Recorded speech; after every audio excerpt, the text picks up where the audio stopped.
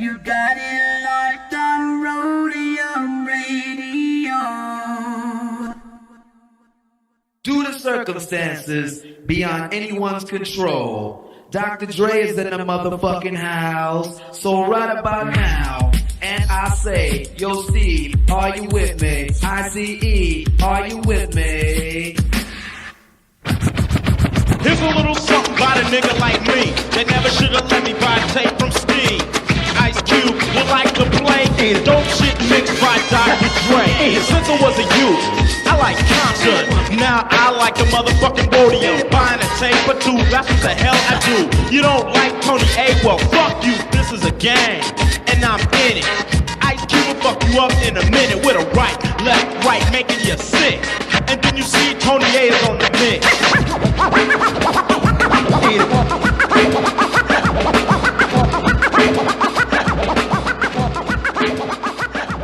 Tony A! Tony A! When you're ready, go.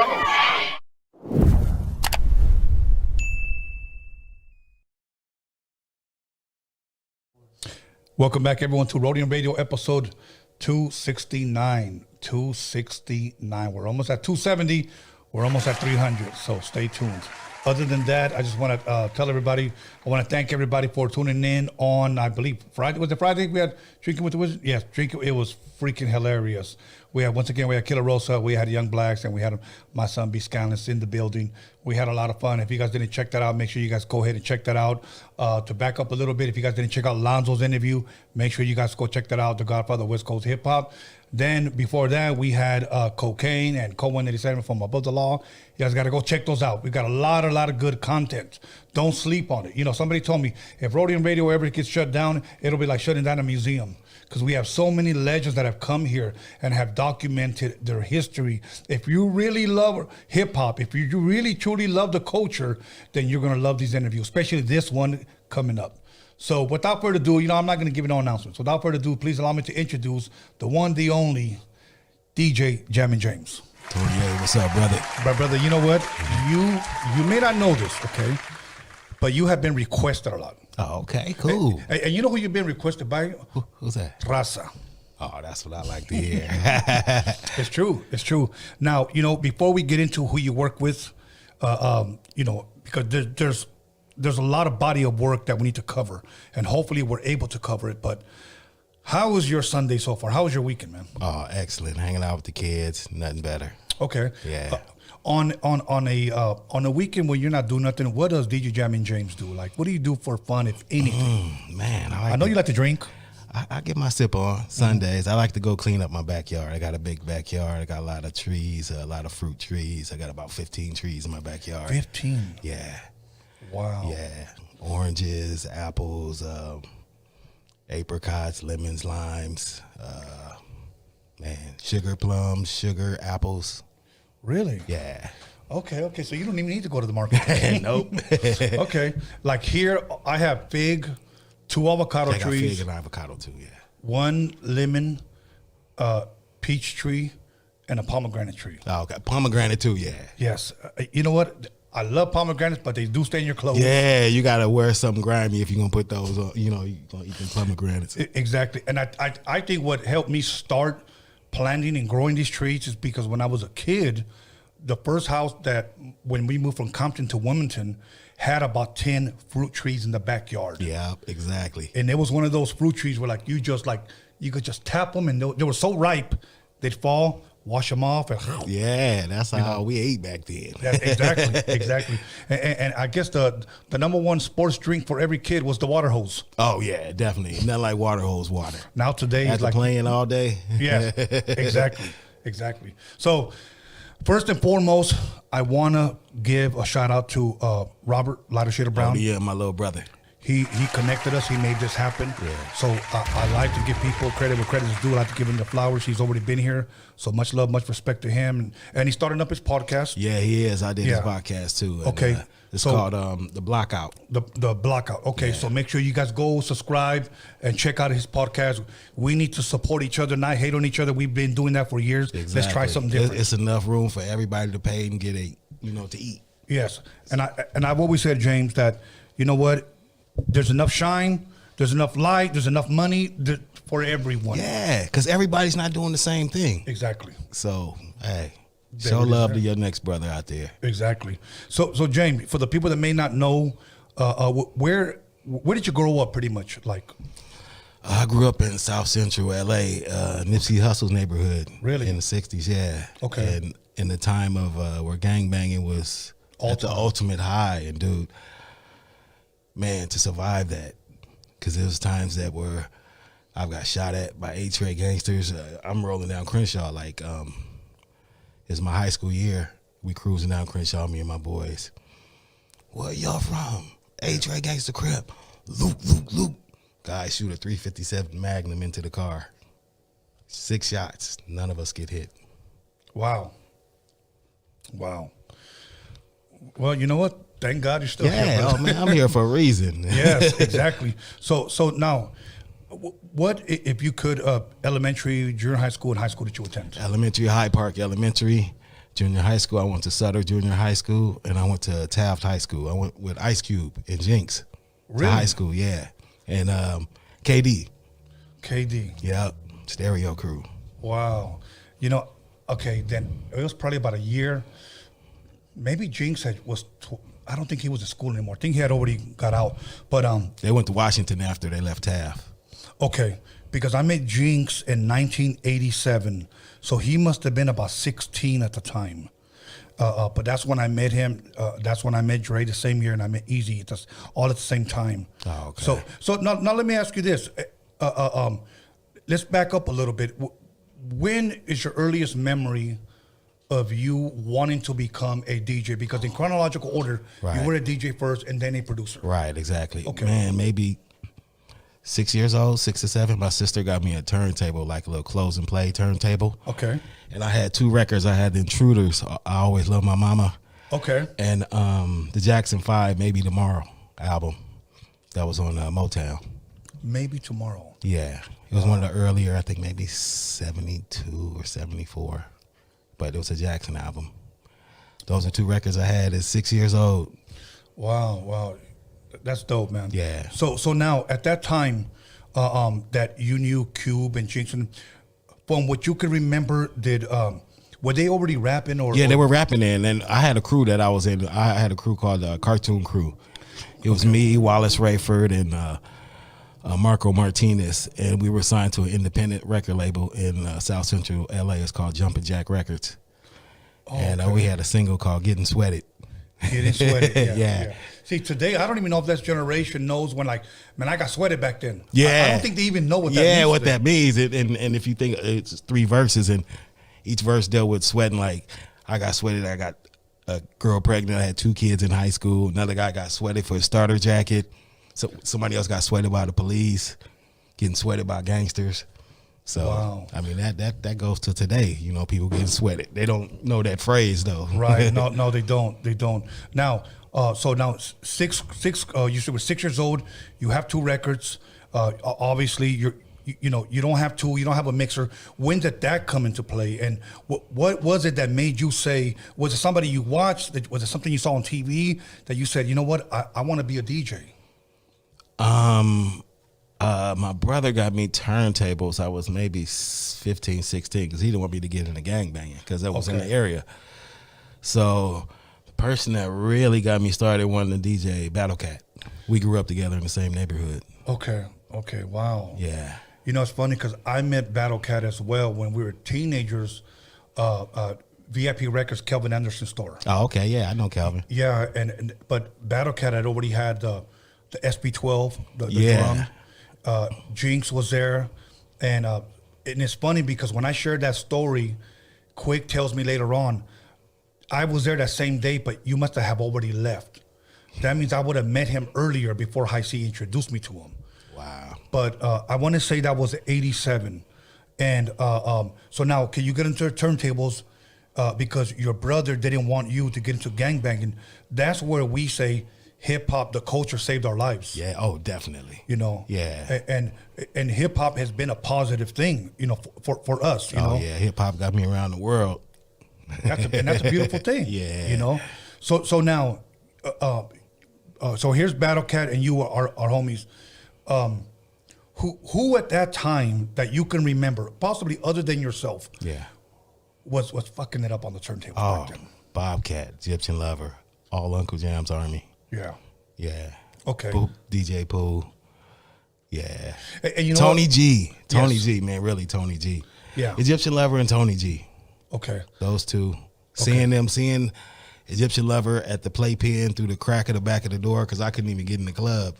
You know, me, Battle Cat, and Romeo, we out looking, trying to hear the music, and all we hearing vibrations. But just to be there, and then with Tony G, I couldn't get into the what club was he doing first? The Radiotron.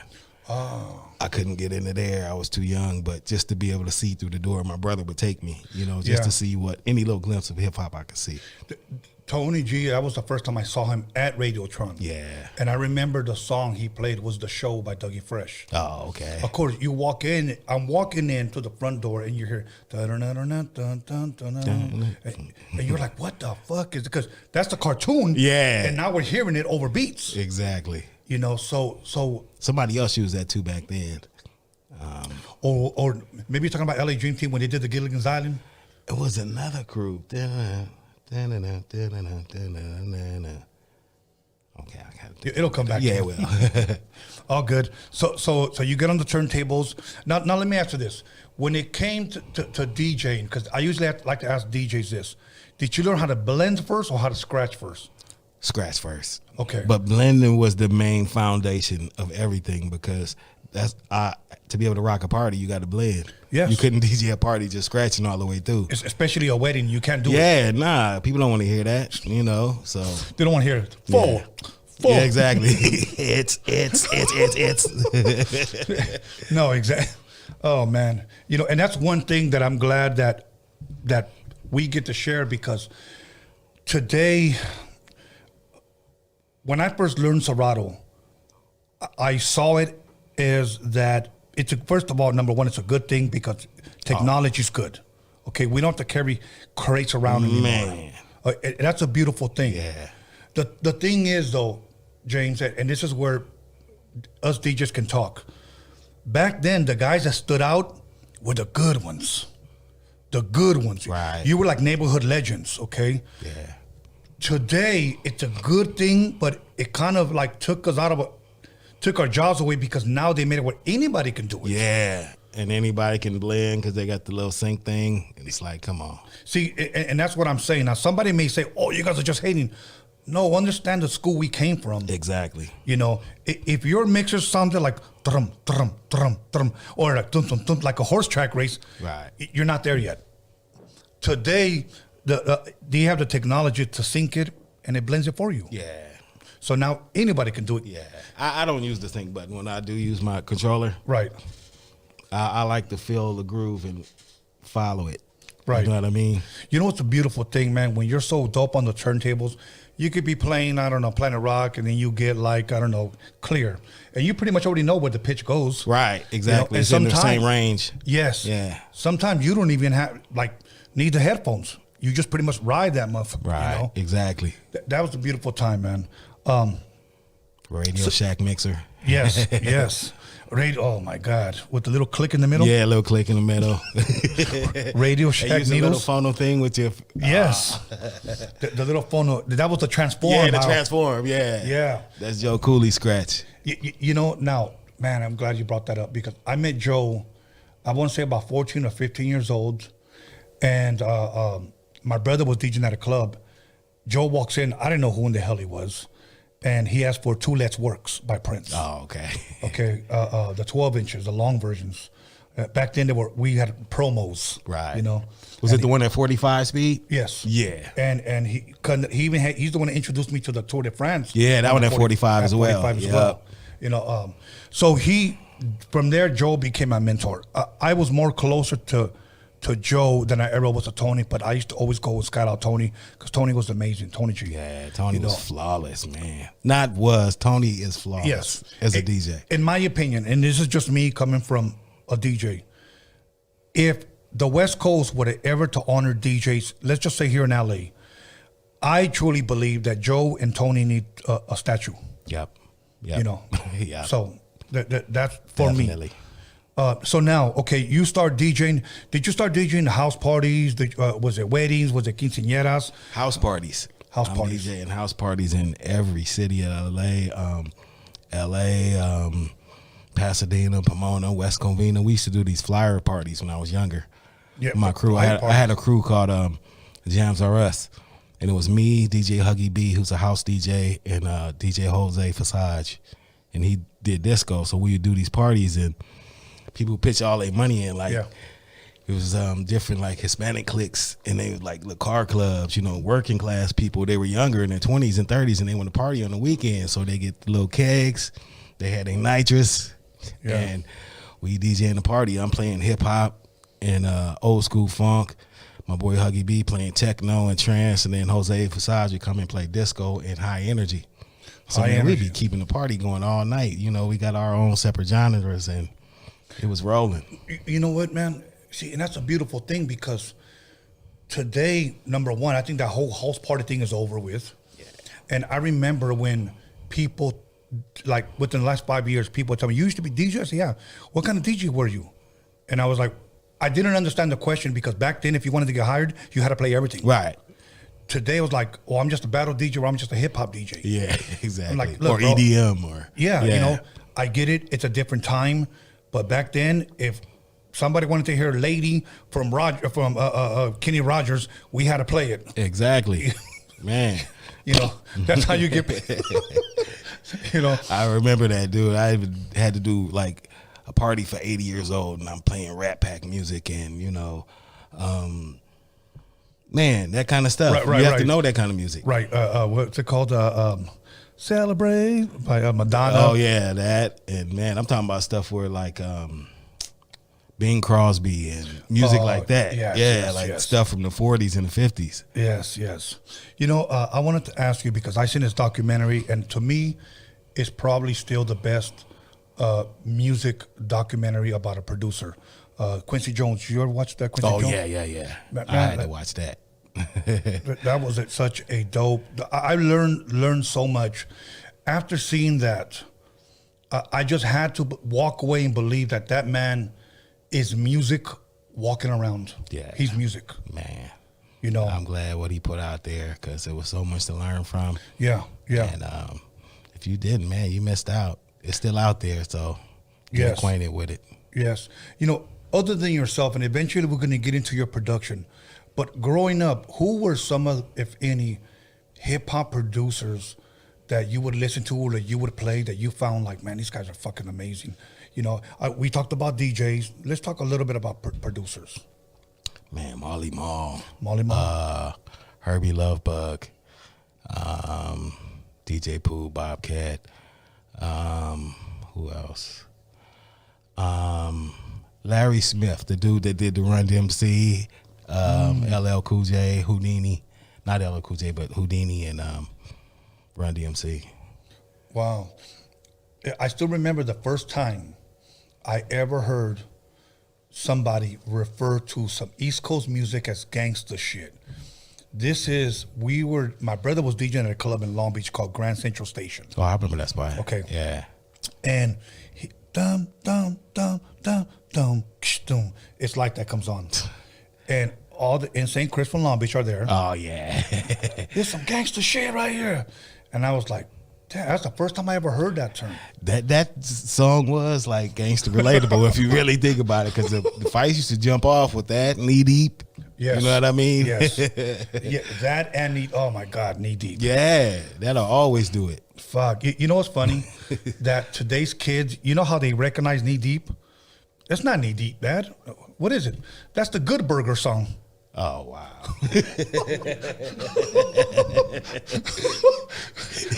And I'm like, you know, you just took the whole funk away, man. Yeah, that killed it. Yeah, I'm like my kids are dancing to when they're kids, Good Burger. Welcome to Good Burger. And I was like, that's not the Good Burger song. Stop. You know, I mean, that was my favorite song to pop to in the 6th grade. Oh, yeah, definitely. You know, that Any Zap song. Oh, my God, Any Zap song. I think for Raza, More Bounce is probably the foundation for gangster music. Because many of them think you just take that kick and the clap, and then you're a gangster. Oh yeah, that does it. Play any kind of talk box, even if it sounds like that little thing you put on your throat. Yeah, if you don't know how to master it right, sound garbagey, but yeah. See, and that's where I know where you're going. Okay, let me stop. Okay, now, for me, production-wise, the East Coast cast that you mentioned, of course, and I would probably have to say Dre, because I had the opportunity to see him put some songs together from scratch, and the way he sampled.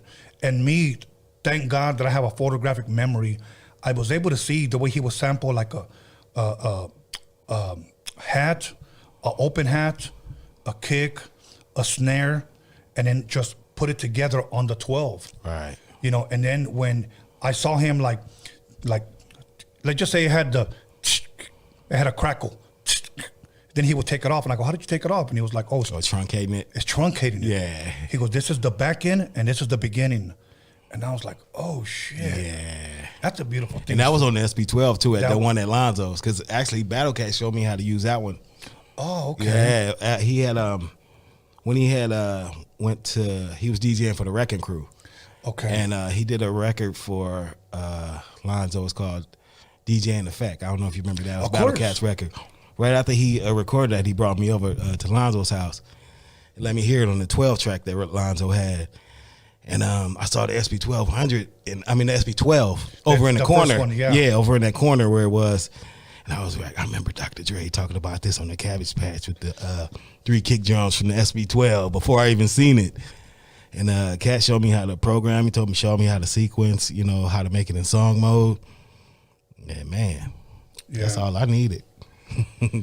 Yeah, man, there's a lot of good memories. I met Lonzo through my ex-manager, Steve. Everybody that I met in the industry, it was because of him. And I always give credit, and I'll tell you why. Because I've had people here, let's just say I'm interviewing this one producer. I'll get about 3 text messages from guys that know him, ask him who introduced him to Dr. Dre, ask him who it is, ask him who, and I won't ask him because I'm not going to put him on the spot. Right. I'm not trying to do that. But I've noticed that when I've asked him, like, so how did you get into this game? He wouldn't mention nobody. Everything was just about him. Come on. So that's why I'm like, ain't nobody got nowhere on their own. Yeah. Can you say that again? Nobody got nowhere on their own. Yeah, see, exactly. So now you start cutting and DJing.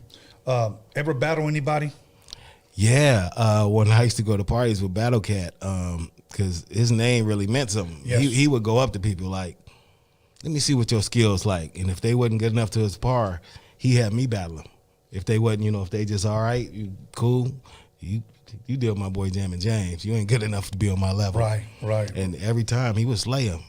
It's not been a time when I've been with him, he didn't take somebody out. I remember when I had him here, I believe he was episode 10 when I had him here, and he was talking about the DMC, I guess what he lost. Oh, yeah, the DMC, yeah. Yeah, if you're watching my brother, much love, but he was still like, man, they got me out of there, and he looked like he should have won or something, you know what I'm saying? Like, but you know what? It's like the way they did Joe Cooley in the New Music Seminar. Yeah. I don't give a shit what anybody says. He beat Cash Money. Oh, yeah. He Man, beat Cash by Money. far. And I still remember him transforming Peter Piper, but he was doing it with the fader. You know what I'm saying? He was ahead of his time, because today everybody's doing... With the fader. Yeah, everybody's doing that. Yeah. But he was like, whoop, whoop, whoop, whoop, whoop, whoop, whoop, whoop, whoop. Like, so people were like going crazy, and I'm like, that's cool, but... Yeah, but it ain't as clean as Joe's. Exactly, man. So, but he won, and I know Joe for a fact. He'll say, nah, it's all water under the bridge. But when I interviewed Joe here... Yeah, he got to feel it some kind of way. Of course. It's like, man, you can see the tape. Come on. But you know how it was biased back then. Like, dude, I seen like boxing matches. I seen boxing matches where a guy gets his ass beat and he won. Right. And I'm like, wait, what the hell? Did I watch the wrong fight? But it's that's just the way it is, man. I don't know, again, if it's an East Coast, West Coast bias thing that they were doing it, but oh well. So now you're DJing. About how old were you when you started with the SB12, when Battle Cat, you said, began to show you?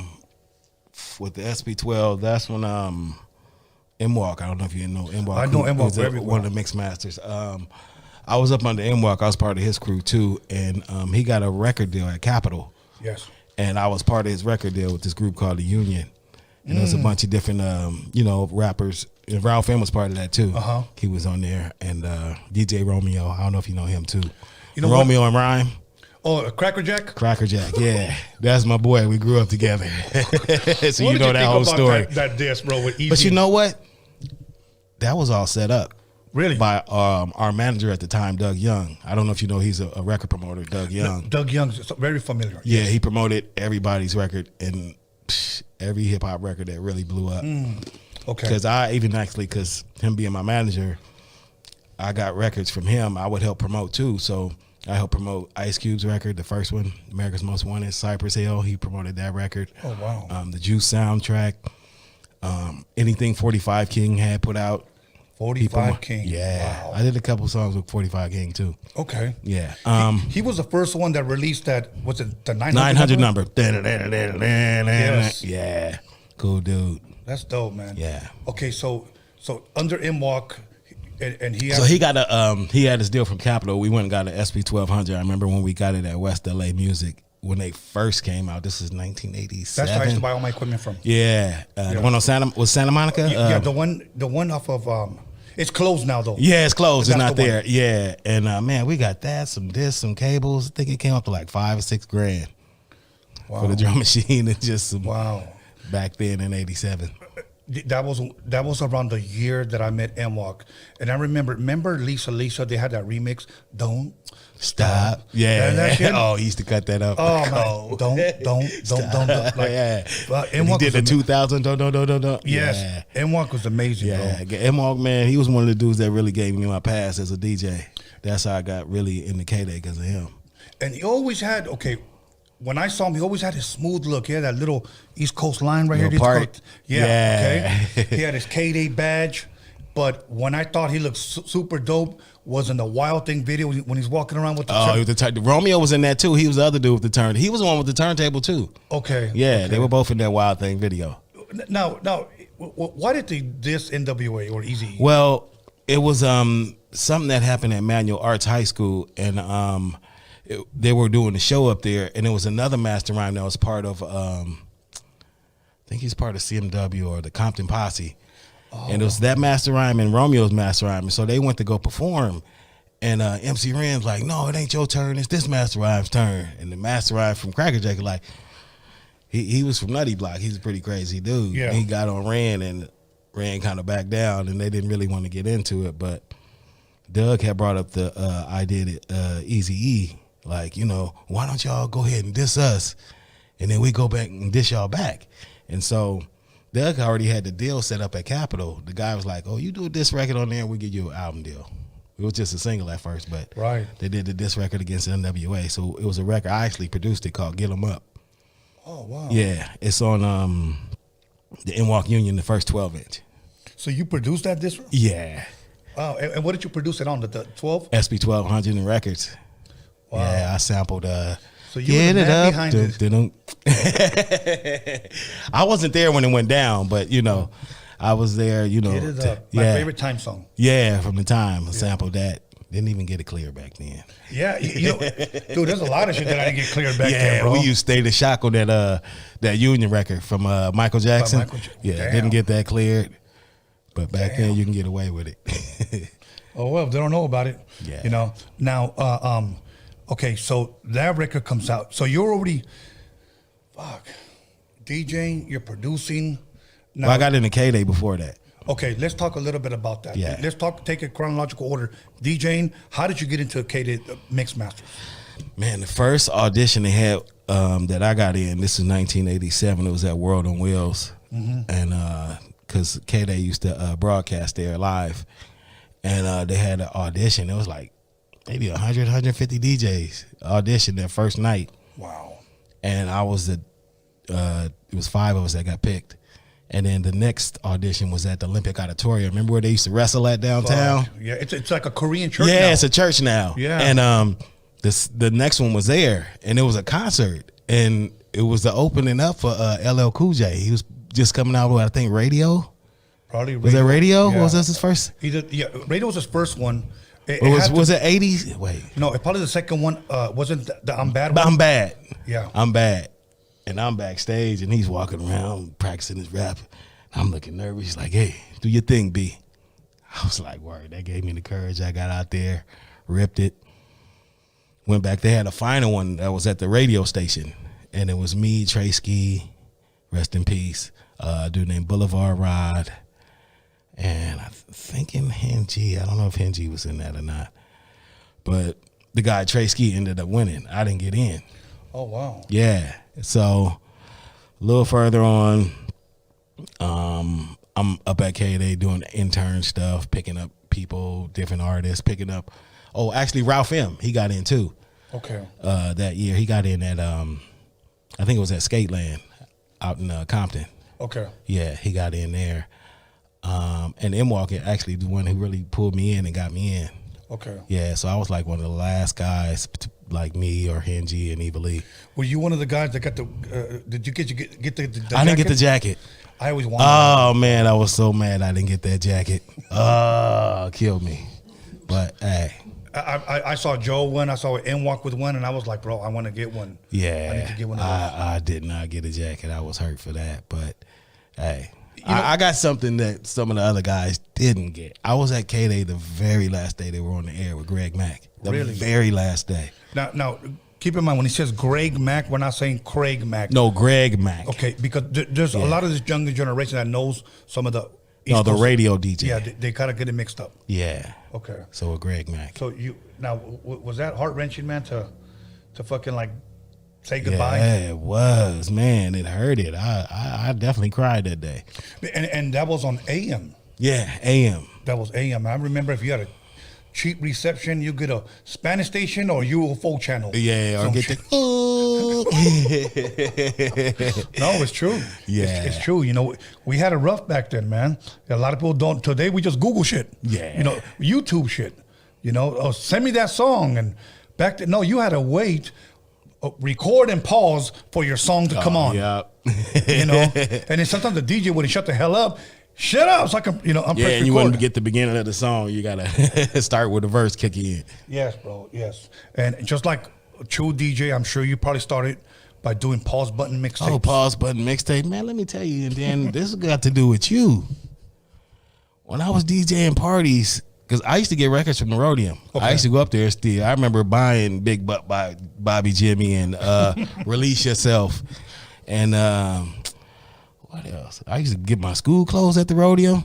Yeah, man. But I used to get your tapes, and like when intermissions at party, I want to go dance. Wow, I'm popping in that tape. that popping in that Roadium mixtape. I'm partying. I think I'm 17, 16. This is when I first started. So, wow. when did you start doing the tapes? 87. 87. Yep, I was still in high school. Well, I was out of high school at 86. So, yep. Yeah, Yeah, 87. man, your parties. I mean, you used to DJ with me. Didn't even know it. Yeah, man. You know what? That's awesome and humbling to hear that. Yeah. Because I know Dre did them from 85 or late 84 till 87. And that's when he said that he was going to start doing the whole NWA thing, the Michelle A, the DOC. Oh, okay. blah, Did you blah, do the Rap 86 tapes too? the Rap 86 tapes? Yeah. Oh, Right. man, hey. Bro. Right. You know how many people in LA was rolling around bumping your stuff? Bro, but let me tell you something, man. Man. When I started doing those tapes, I didn't know what Steve was using because I saw Dre with 2 turntables, a mixer, and a little box. I didn't know that was the Tascam Porta 1 4-track. Oh, okay. Okay. And I remember when we first used to start shouting me out, like, shout out Tony, he's gonna take over doing the mixtape. He goes, yeah, it's cool, it's all good. So Tony the Wizard is down with us. Mix Master Spade is down with us. And I was like, damn. So when Steve brought that stuff over to my house, I told him, Steve, I don't have 4 turntables. You know, because I thought that's what he was doing. Right, it sounded like I it. thought he was like, And he goes, don't worry, I'll show you. And then once he showed me, I was like, wow, I didn't know that. So that was really ahead of his time. Yeah, way ahead of his time, man. You were like Serato. Yeah. Yeah, Yeah. that's what I do with Serato now. If I can loop 2 other things and then mix it with something else, Man, Yeah, that's a dream come true, man, is, for a it DJ. Here's what we're gonna do. We're gonna take a 10-minute break. We're gonna come right back.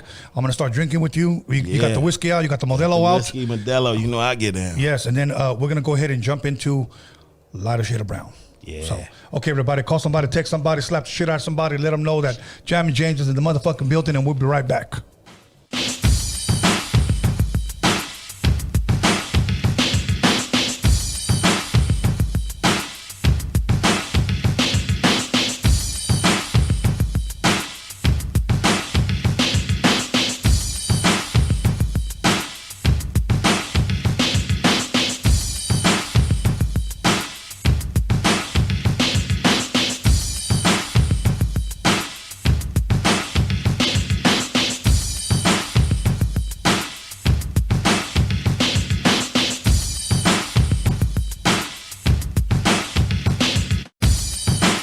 Hey, what it do? It's your boy Cap G. Subscribe to Roadium Radio, hosted by Tony A. the Wizard. Yes, sir.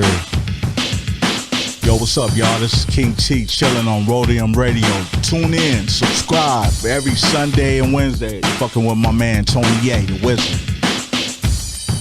West up, this Lazy Dub, and you're tuned in to Roadium Radio right here with Tony A. the Wizard on every Sunday and Wednesday, 7 p.m. Make sure you like and subscribe that.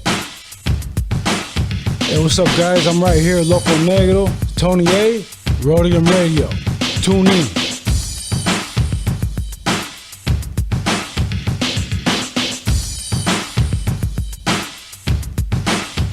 Yo, what's up? It's your boy MTO right here with Tony A. the Wizard on Roadium Radio. Make sure you like and subscribe and tune in every Sunday and Wednesday. What's up, everybody? It's your homegirl Lovely, and I'm right here at Roadium Radio with my boy Tony A. the Wizard. Make sure you subscribe and check him out every Sunday and Wednesday. It's Nina Barreto with Roadium Radio and Tony A. the Wizard. Tune in Sundays and Wednesdays. Like and subscribe.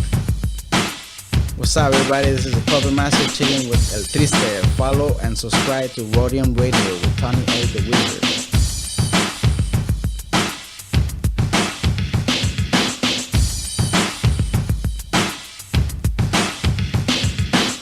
Hey, what's up, everybody? This is Rashidi Harper, director, executive producer from Hip Hop Uncovered, and I'm here at the Roadium Radio with Tony A. the Wizard. Stay tuned.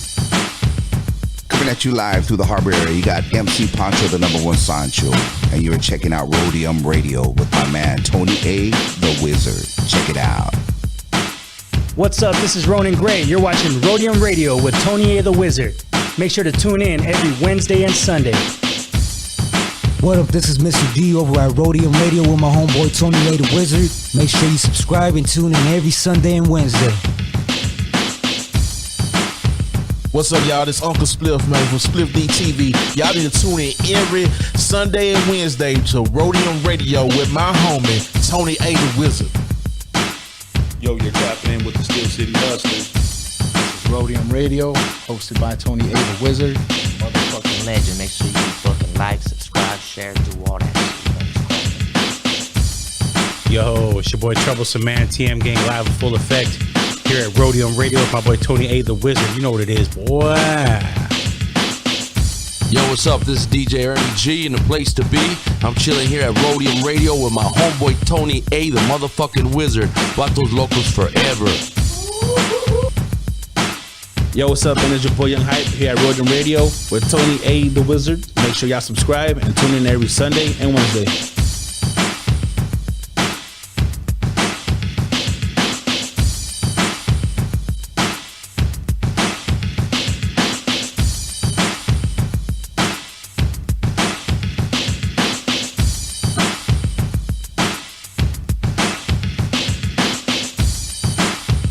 Yeah, doggy. Yo, what's up? It's Anthony Campos, a.k.a. Big Citric, inviting everybody to tune in and subscribe to Tony Vision, Roadium Radio with your host, Tony A. the Wizard. What's happening? It's your boy Bobby Castro, and I'm here at Roadium Radio with the homie Tony A. the Wizard. Make sure to like, subscribe, check out the shit. What's good, y'all? Eric Bobo from the mighty Cypress Hill, chilling right here on Roadium Radio with the homeboy Tony A. the Wizard. That's right. Hey, everybody, this is Cliff Ritchie, and I'm here on Roadium Radio with Tony A. the Wizard.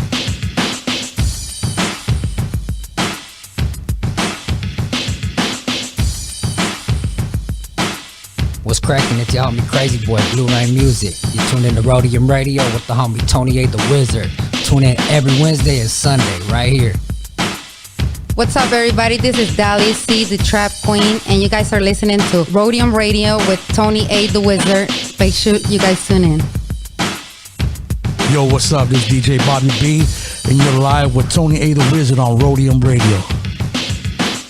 1212 coming to you live from the Harbor area. DJ Ralph Fan rocking beats with my man Tony A. Rocking the SP 1200. Let's go.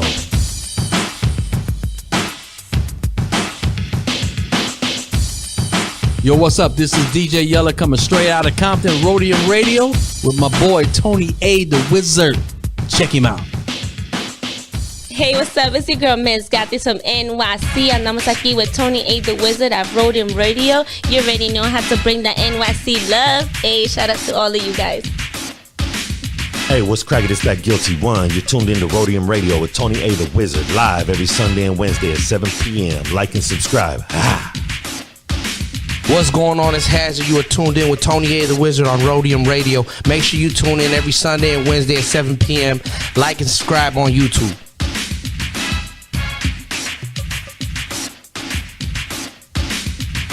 Yo, this is your boy Invincible, and you are watching the Roadium Radio Show with Tony A. the Wizard. Make sure you're tuned in and watching. Ooh-ah. What's up, guys? This is Isabella Soul, and you're tuning in with Tony A. the Wizard on Roadium Radio. Make sure to like, comment, and subscribe. Peace. What's up, guys? It's your girl J-Rox. I'm here on Roadium Radio with your host Tony A. the Wizard. I'll make sure to tune in on Sundays and Wednesdays, and don't forget to hit that subscribe button. Yo, what's up? This is Jose Homicide. You hanging out at Roadium Radio, hosted by Tony A. the Wizard. Like and subscribe.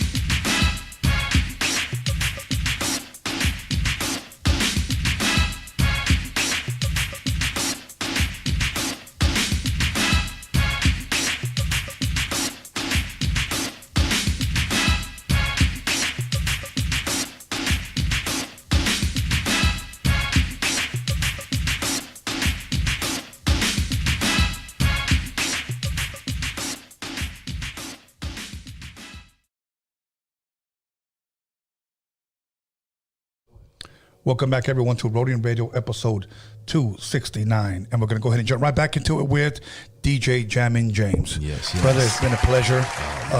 Thank you, because you brought that Jack Daniels. Oh, yeah. I never started drinking this early. I usually wait till like the third quarter. But I'm going to start today. Oh, okay. So glad you could join me. So we're going to salute. So, yeah. So if I start stuttering, you know it's kicking in. So now, okay. Wow, there's so much that I don't even know where to start. See, you guys, this is the problem. If you guys want to start podcasting and you guys have somebody with history, the tough part of a podcaster is that you don't know where to start because every part of a story is good. So allow me to like dissect. So now, you produced that song for Romeo and Cracker Jack. Well, not the Cracker Jack, the song Right. Get 'Em Up for Master Rhyme. That was on the Master Rhyme and Romeo. Yeah, it was on the MWalks compilation called The Union. Okay, and then the Cracker Jack comes out. It was before that it came out. Okay, that's the one that dissed. Well, the song didn't diss. It was just a song that they had, and it was just like a fun, happy hip hop song. But NWA didn't like it because they thought it was soft, you know. So okay. Maybe they took it like a diss. And then they were from Compton too, so it was like a Compton thing too. So right. Yeah. Okay, you know, let me ask you a fun question, and I just want to ask. Okay, you got and I really want you to think about this. What is, at least in your opinion, most guys don't want to answer this, but in your opinion, the greatest diss song ever? No Vaseline. No Vaseline. Hands down. No Vaseline. Nothing compares. Nothing. You know what's crazy about that? That a lot of people may not know this. And I have it because I did it. Before Ice Cube rapped off of Daz Brick, okay, Eazy-E rapped to it on one of my mixtapes. Oh, okay. Back then. So I always wonder, like, because that was one of the famous mixtapes. Yo, fuck it up, Tone. And then the fella comes in the instrumental. Right. So he starts rapping over it. And I always think, like, that always went so good over the people when they wanted to hear the intro to the mixtapes. Okay, I'll take it. So I wonder sometimes if Cube said, Cube thought, fuck it. I'll go ahead and use it. Yeah. But see, the thing about it, I used to think that too, because I remember when a group called Brotherhood Creed used the same sample as Lighter Shade of Brown. And I met the owner of the company, David Mishery. Hell of a. Yeah, hell of a. And he was like, well, this group called, I happened to have a meeting with him, and I didn't tell him yet that I produced Lighter Shade of Brown. He's like, this group stole our song, and they took our sample. And I was like, I made that song. I didn't steal it from you guys. We just happened to use the same sample. And that happened. Right. I didn't own the song. You didn't own the song. We sampled somebody else's song. Yeah. So and that song was also a hit. Yeah. You know? Yeah, the Crystal Blue Persuasion. That was a hit song. I mean, but okay, look at this. And let's just be fair. Same year, 1991, Second to None comes out with If You Want It. Same year, My Mind's Playing Tricks on Me. Oh, yeah, the same. See, and how would that... Exactly. You know, you just happen to find... Y'all both found a funky sample that y'all used. Bottom line. Right. That's how that went down. A lot of people don't know that when we released Puppet, a month or two before, Granddaddy IU released it, he sampled it. Oh, yeah, that's right. He did use it. I forgot the name of that song, too. Granddaddy IU. Yes, him. And then Nice and Smooth sampled it after us, but they looped it different. Oh, okay. They just looped it a little bit different, but people use samples. Yeah, so they just happen to use the same song. Hey, it happens. Okay, now give us the story. How did you meet Robert and Bobby of Lighter Shade of Brown? How did that come about? What year was it? 1990 or 89, I think. Had to have been like 89. Yeah, 89. Okay. Yeah, 89 because the record came out in 90, I think. Mm-hmm. 90, or I think TJ Nice was the first single. And Fabe Love produced it. I co-produced it with him. Okay, now who was that guy? Fabe Love. He was the original DJ from Lighter Shade of Brown, and he's one of the artists in the group. In one of the covers, there's 3. Yeah, the very first cover. Explain that, please, because people may not know. They just think. Yeah, if you see the very first cover, it's got like an Aztec type texture to the cover, and it was ODM, DTTX, and Fabe Love. He was in the group at first, right? And after a while, he didn't want to do it. He felt something was kind of. He just didn't feel easy with. And then some of the publishing, he didn't get some of the publishing, which I had no control over that. Right. And So that's why he backed out of it. Okay. Yeah, after the first record, so he didn't have nothing to do with it after that. So was it somebody introduced you to them or? Yeah, well, I met him through Cliff Ritchie. He was the one, because actually, Lighter Shade of Brown was his pet idea that he came with, and the way he convinced me about it, he showed me. We were looking at Billboard, because I produced this first artist, Big Lady K, who was signed to Priority. That's how I met Lighter Shade of Brown, through her, because she introduced ODM to Cliff. So, and then I don't know if you know too, Hutch from Up Above the Law, he produced on that Big Lady K record too. Yeah. So he did the first single, I did a couple songs, and then DJ Romeo did the majority of the record. Okay. Yeah. So she introduced us to ODM. I start cutting some demos with him, and me and Cliff start shopping around. Nobody wanted to give us a deal. They wasn't even really trying to feel it, like, young Mexican kid, and they wasn't going for it. So Fabe Love, I remember we had got a demo budget from Quality Records to go cut another song, and then Robert didn't show up for some reason, I don't know, in the studio, and Bobby came, DWTX, and did a song, and I think he did a couple songs of Fabe Love, and the record label liked it, and then we tried to shop it with him, and they wasn't feeling it. And I told Cliff, you know what? You need to put both of them together. Cliff, I mean, the way he orchestrated like that was like no other manager that I know of. Like, when it came to every song on that Brown and Proud album, it was Cliff's idea of the titles, what you gonna rap about, first, second verse, third verse, everything for that whole album. Like, he really, like, put it together like nobody else I ever known as a manager for their group. Right. And he brought the vision to me, and what he did, he showed me the billboard, and we saw Mellow Mayonnaise, who was at the top of the charts, Kid Frost, but there was no Mexican rap group. Right. Group. And that idea, that light just popped over my head, like, wait a minute. Right. He's right. And the title of the songs, and like Brown and Proud, where he wanted the Hispanic culture to be proud of their race, because hip hop was a black thing. Yeah. And he wanted to show Hispanic people, hey, you got your own race, your own culture, represent it. Yeah. And that's what, if Brown and Proud, if you listen to that record, that's what it was about. Okay. And did you produce and I'm just for the I know, but I'm asking for the public sake, Latin Active? I produced the original version on the first record. Fabe Love produced that, but I did the remix with the one that you hear. Okay. That became the bigger record. Okay. And I produced Sunday Afternoon. I also produced Homies that was on the second record, but I produced like 4 songs on the first record. Okay. And who produced like some of the Battle Cat produced this song called Paquito Soul. Romeo produced like 2 or 3 songs. Tony G, another cat, they mixed the master. He did the remix to TJ Knight. Baker Boys also did 2 songs. No, they did 1 song. They did El Barrio. Yeah, you know what? That's the one that I heard where I thought for a moment that Bobby sounded like Easy. Yeah, that was intentional too. Yeah. Oh, was it? Yeah, exactly. Okay.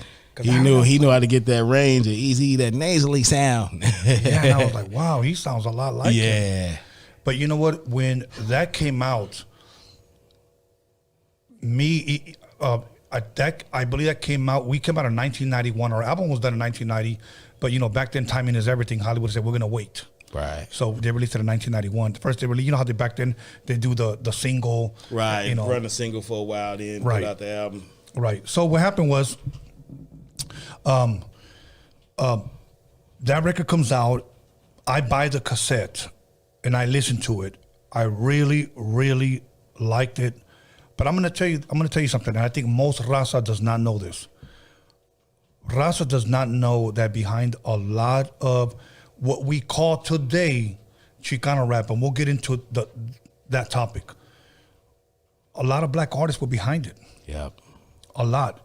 And we can't deny that. And that's part of the reason why I wanted you here, so that people can hear and not only hear what you have to say, share your story of what you were a part of, but to also give you your flowers. Thank you. Appreciate that. Because you gave us some classics. Look at Lighter Shade of Brown will always be known for Sunday afternoon. Yeah, it's always going to be a Sunday, and that song gets played somewhere every Sunday. Every Sunday, people quote it, people hashtag for it. the last 30 years. And I have the man right here that produced it. Okay, now as a producer, let me ask you a couple of questions. What did you produce that on, the SP12 or the MPC? SP12. Okay, yeah, SP12. I was mostly SP12, man. Because 1200. Yes, I recognize some of the boom, boom, boom. It sounded like, did you use some of the breaks and beats? Oh, yeah, yeah. Okay. Oh, yeah, breaks. Come on, Break B. Lou. Much respect. Yes, Break B. Lou, much respect. As a matter of fact, I still have all my original copies. Oh, yeah, and I think did I buy mine from the Roadium? Wait, I'm trying to think, where did I get them from? Did you guys have breaks? Steve Yano was the only guy who had breaks for a whole year. Okay. In the West Coast. Walk bought those breaks and gave them to me. He bought the whole set. That's yeah. it. Yeah. Okay. I remember, yeah. Because when you threw that dun, dun, dun, dun, right? Yeah. That's like, to me, like, okay, this guy took like some oldies and almost like some East Coast shit and mashed them together. Yeah. See, a DJ and a producer would hear those things, you know. I just thought it was so fucking dope, bro. Oh, thank you, man. And then when the Crystal Persuasion kicks in. Just my imagination too, but now, on a Sunday afternoon, did you write that in or did you sample that? No, I wrote it in with the record. Okay. I didn't sample it. For those of you that don't know what write it in, can you kind of like... Well, it's like cutting it in with the record. Like scratching it in. Yeah, like almost. scratching it in, yeah. Instead of sampling it, because, I can do it a lot faster than sampling it. And then I like the authentication of like doing it with the turntable, because it's like a little laid back opposed to like right on the one sometimes with the sampler. It's kind of like when I did a sit in the park with High C. Yeah. There's the part of the Delphonics when they go, ooh, like some yeah. And I'm like, ooh. It's transforming it. Yeah. I could have sampled that once and but I wanted it to be different. Yeah, that makes it special. It does. Yeah. It does. So now let me ask you this. This may be a silly question, but I just have to ask. When you guys finished that song and Shiro sang on it. That's my cousin too, Shiro. Oh, yeah, and we're gonna get into her as well. Because I interviewed her here like the first 20 episodes. Oh, okay. Oh, dope. Yeah, I forgot. Did you know what it was gonna become? I knew it felt good when I heard it. Okay. I let my mom hear it. She loved it. It felt good to my family. And that song, it reminds me of like when I'm with my family, all my cousins, we together, coming together on Thanksgiving or 4th of July. I used to be a real big 4th of July guy. I spent thousands of dollars on fireworks and everybody come to my house. Same here. And a Halloween guy, to be honest. Hundreds of dollars. Here, we average at least about 400 kids. At least 400 kids. Wow, yeah. So, I don't do it like that like I used to, but man, it's just all about a good feeling and being around good people and good spirits. Yeah. So like now, when they still play it on the radio, if we ever listen, I don't listen to the radio much, but at times when I do listen to the radio and I hear my song, I still think, here's the way I feel, like, fuck, I only did that song for a mixtape and we ended up getting a record deal.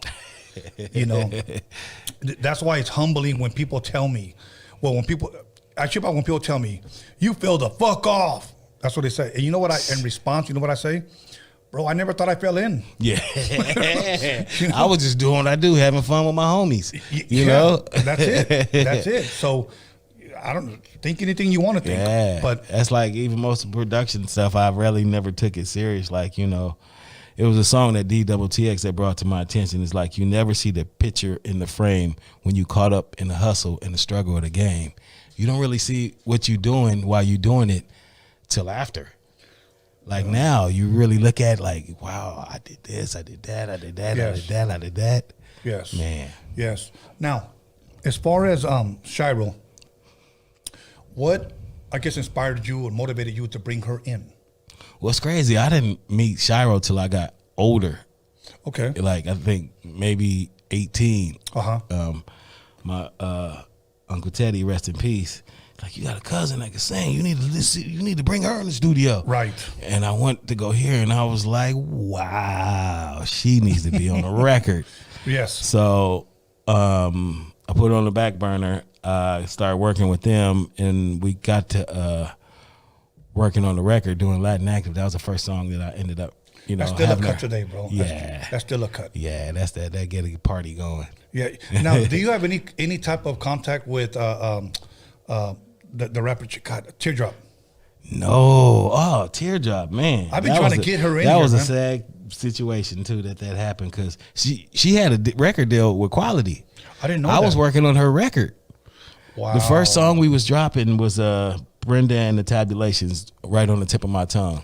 That was the first song. That was going to be her first single that I come out. We cut the song, came out dope. I recorded it at Barry Gordy's son, Kerry Gordy, in Hollywood, because I wanted to get like the real Motown feel and try to, you know, get make it sound like a Motown hip hop record. That's what I wanted to do with her. Right. She didn't want to rap. She wasn't ready for it. I mean, you know, some people not really built for being an entertainer. It takes a lot. It does take a lot. I remember our very first show our very first weekend where me and Heisey started performing. We did a show with Ice-T. No, not Ice-T, King T. Oh, okay. At a club. And I always keep all my shit. I still got my flyers. I do too. Yeah. The next day we did a Johnny Lozoya car show in I want to say either it was Mesa or Tempe, Arizona. Okay. And we performed with Lighter Shade of Brown. Okay. And then that's where I saw Teardrop. And as soon as she started singing in Spanish, rapping in Spanish, the crowd fucking goes crazy. Yeah, man, she would have blew. I'm telling you, if that record would have came out, and then the other producers that I had coming on there, like different Motown producers and musicians, right? Man, it's funny that you say that about the tip of my tongue, because in 1997 I started producing JV. Remember? The Neighborhood Queen. Yeah, yes, JV was dope. And she wanted to do that song, and I asked her, "Why do you want to do it on the tip of my tongue?" Because to me that kind of sounds a little, you know what I'm saying? Yeah. And then she said, "Because I just got my tongue pierced." So she around that time. Yeah. So I was like, okay. So, you know, things didn't happen. Possibly something similar to Teardrop. You know. Yeah, I heard that what happened with JV. She just didn't want. She just didn't want nothing to do with it no more. Yeah, it happens. You know, you got a tough skin for this, man. You really, really, really do. People think, you know, just because you're making money, but you got to deal with people being up in your face all the time, and you got to keep a smile on and sign that autograph and be cool with everybody. If not, they're gonna say you was a dick. Yeah. You know. Okay, so now let me ask you this about the Sunday afternoon video. Did you go to the video shoot? Yeah, I was in the video at Whittier Narrows. Okay. Yeah, if you see, I'm in one of the only brothers in the video. Me and High C are on our way over there. Okay. We had to stop to put. I knew we were fucking late, and I was driving. We had a old ass beat up Monte Carlo because we hadn't gotten our first check yet. Okay. I know them days. I'm putting gas, and fucking Robert and Bobby pull up, and I'm like, what the fuck? Like, what did you guys do? Oh, we just finished. Robert still had his makeup on and everything, and I was like, who all win? Oh, Daza was there. Mello was there. Yeah. And he started, and he goes, yeah, we're done. I was like, fuck, man. I was like, all right. Whoa, I remember Daza from the Lowrider show. Yeah, I was supposed to do some music with her. Yeah. Yeah. Same here. Oh, okay. Yeah, I Daza interviewed was her cool. here. She gave us a fun interview. Oh, okay. So, but yeah, man. You know, as a matter of fact, she lives in Miami now. Oh, wow. She just recently moved. Oh, okay. You know. So do y'all do all Lowrider shows too? In the very beginning, honestly, since I didn't know too much about the whole industry, we were just like, Steve was like, you're going to be in Tennessee, and then you're going to be in Philadelphia, and then you're going to be here, and then you're going to be there. Okay, cool. And then when we used to go to car shows, I mean, I used to like them, but I wanted to do like them stadiums because we got booked a lot. Even though I thought we were wrongfully booked, but back then it's when we had agencies. Oh, okay. You know, yeah. And they booked a lot with Cypress Hill, and I don't know why. We did a lot of shows with Chubb Rock, EPMD, Daz Effects, dope ass crews. Yeah. But here you look at how I could just kill a man. I'm not your puppet. Yeah, you feel like it was in the wrong. That would happen sometimes because, man, I remember in Boston, Lighter Shade of Brown, we the MC was Sherman Hemsley from Sherman Hemsley from Good Moving On Up. Mm-hmm. He was the host of the show. From I mean, like Good Times? No, not Good Times. Not What's Happening. Why I can't think of the show? Moving on up. George and Wheezy. Oh shit! I know. To the east side. Yeah, that one. He's the MC of the show, wearing some dolphin shorts and a crop top shirt. You a damn lie. And it's lighter shade of brown. Dolphin Blondie. shorts? Yeah, Blondie. Brenton Wood. And I think Zap. And it was like just some weird, like, how do we end up here? Yeah. And, yeah, Sherman Hemsley. I can't think of the show that he was on. But man, that was wild. Wow. A lot of shows was that, man. We did about, when I was there a few years on the road, maybe 100 shows was that. That was awesome, man. Wow. I remember one time. I only got I didn't meet him, but I saw Roger once. Yeah, I met Roger. He let me use his DAT player. Somebody stole my DAT player. I still have my DAT player. Yeah, the little portable one. Yes. Yeah, and he's like, come to my room. You come use it. It's raining. We out in Spokane, Washington. And I go into his room, and he walked to the door with some tighty whities on. Oh, no. Look, hey, but he had 2 dime pieces in the room with him. No shit. In lingerie. It was a black sister. I mean, yeah. More bounce to the house. Wow, more bounce to the house. Roger was a player. But he's like, yeah, look here, young blood. You just do this and do that, and go ahead, break a leg. I'm going to go back in here. I was like, wow. He was about to go back and smash. Yeah. So, Roger was a cool dude, though. Now man. I know what he meant by computer love. Yeah. So, wow, that's dope, man. That's dope. No, but sometimes we got booked like with some weird ass shit. Oh, we performed with Suzanne Summers from Three's Company. Remember Suzanne Chrissy? Summers? Really? Lighter shade of brown and Suzanne Summers at the Disneyland Hotel. We were performing for it was a Hispanic congressman, one of the first few guys that got it. I can't think of his name, but we would do a song, she would do a song. She would do a song, we would do a song, and it was like the weirdest thing ever. You know, one thing I want to say about Lighter Shade that I thought, not only did their music was on the radio, you know, it was in movies, and they knew how to rock a show, but I really enjoyed their dance routines together when they would dance. Oh, in the earlier shows. Yes, yeah. Because that's how I remember Lighter Shade. Right. You know, I mean, of course, they were younger, and people used to go fucking crazy because they used to give a good show. They did. To me, I try to encourage this generation.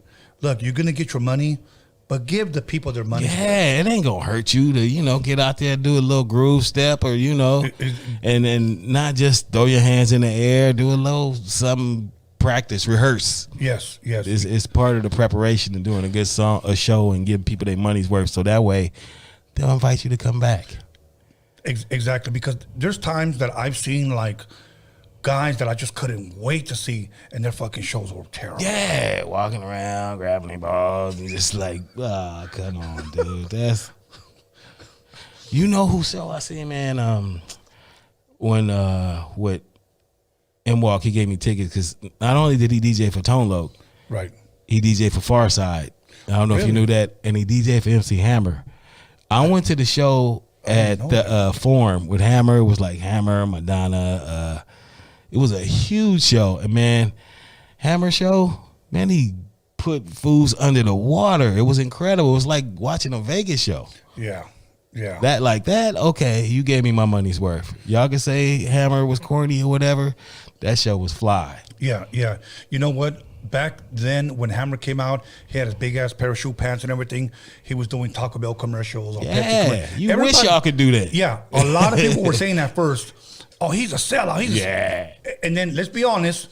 Later on down the years, a couple of years later, you had Redman out, you know, wearing their lugs or whatever. The lugs. Yeah, the lugs. You know, modeling clothes now, like the same shit that all you fools were saying. Yeah, call a Hammer a sellout for. Now all you guys want. Yeah, y'all doing it. You know, and they was talking crap about, you know, Lighter Shade of Brown doing a Coke commercial with Selena. Like, you wish y'all could do something like that. You wish. Okay. Did you ever had a chance to meet Selena? No, I didn't. Okay. I wish I would have, man. She was incredible. When me and Mello went to Corpus Christi to do a show out there, the promoter there, he tripped me out because I had asked him, you know, do you know anything about Selena? Like, you know, I know Selena's huge around here. And he goes, oh, I booked her a lot. Oh, okay. And I was like, really? So he gets there, he opens up an envelope, takes them all out, goes, look, and he had all these pictures, and I'm like, damn. Motherfucker, I would have thought you would have had them framed somewhere. Yeah, something like that. You Yeah, don't but- leave that just out. Yeah, but I guess because she was a local around there, maybe it didn't mean nothing to them, but more outside. But he goes, yeah, she performed here too. I just tripped out, bro. Yeah, that was wild. And it's pretty sad that had to happen to someone like that. And by the way, I heard the homegirl's up for parole soon. They shouldn't let her crazy ass out. Stay up in there. Bro, let me tell you something. People say, no, let her out.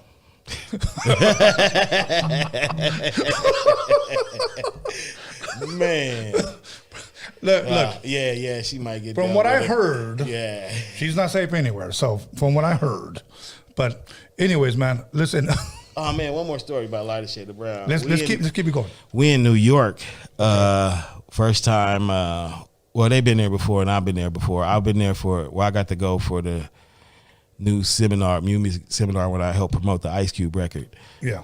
Because I was there at the time when Cube got into it with Above the Law. I was Law. there. I wasn't there at the fight, but I was in New York for the New York New Music Seminar that year. Yeah. But when I went with Lighter Shade of Brown, we in New York, and we was like, man, let's just walk around, see what's up, man. This is New York. This the Mecca. This is, this is where it started. We hopped out the hotel, but the people told us, y'all don't be walking around here because you might get jumped or something. Yeah. We didn't care, dude. We mobbing down the street, me, Robert, and Bobby. Like, yeah, man. Hip hop, this is where it started. And we walking down the street and we see some fools across the street.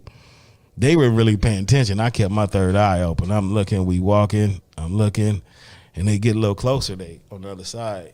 And they was like, hey, ain't you Lighter Shades of Brown?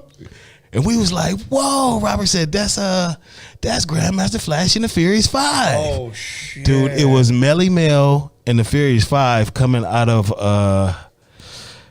it was a WBLS. It was something, but they had a radio station. And they was like, hey, y'all come over here with us. Look, we kicking it with Melly Mel. He's like, well, we going over to this script club right here. Y'all want to go with us? We was like, hell yeah. Let's Dude, go. we in this club and I'm chopping it up with Melly Mel. We talk about hip hop and, Kool Herc and all other kind of stuff, man. I felt like I was in a scene that got cut out of Beat Street. Yes, that was incredible. That Melly Mel knew who Lighter Shade of Brown was from across the street. Dude, come on, Raza. Y'all got to get that up. Yeah, yes. Okay, I traveled the world with them dudes.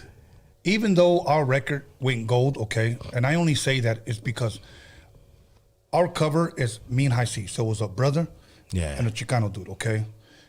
I go to Philadelphia, and first time we're walking around Philadelphia. One young guy recognized me, and it's funny, he didn't recognize High C, he recognized me. He goes, you're Tony A, right? And I was like, I was like, I said to myself, yeah, like, are you sure you're talking to me? That type of shit. He goes, yeah. And I was like, well, how do you recognize me? He goes, because you're the only not black guy on the cover. That's what he said. So I was like, all right, cool, whatever. Wow. So then we go to Baton Rouge. We stayed in Baton Rouge, but we went to New Roads, Louisiana. Oh, okay. So we're in Louisiana, and we're like in the country part, okay? And we're buying chicharrones from this one little store and shrimp and shit like that. Oh, they got great fish out there. Yes. One guy walks out and goes, hey, Tony A. And I was like, no way. So you know what I said? I followed this guy. Hey, man, come here, man, come here. How do you know me, man? Because you're the only, like, not black guy on the cover. And I was like, shit. But that was such a dope thing for me, man. Yeah. But, people ask me, out of all the places, and I'm going to ask you the same thing. Out of all the places that you've gone to in the U.S., where did you go where the people were just so dope? For me, it was Louisiana. Hawaii. Really? Yeah, because Lighter Shade of Brown was #1 out there. Oh, shit. Yeah, Sunday Afternoon was like a #1 song in Hawaii. And, man, we've been out there, like, I've been with them like 5 times. Even when they broke up, I went with Bobby because, like, Robert and Bobby wasn't doing shows together at one point. I would do shows sometimes with Bobby. I would do shows, but when I would go with Bobby, it would be me, Bobby, and Slow Pain. Okay. Yeah. Okay. And another thing, too, I brought Slow Pain in the game. People didn't know that. Okay, we're going to talk about that when we come right back. So once again, call somebody, text somebody, slap the shit out of somebody. We're going to continue drinking whiskey and talking more shit. So we'll be back 10 minutes. Don't fuck around.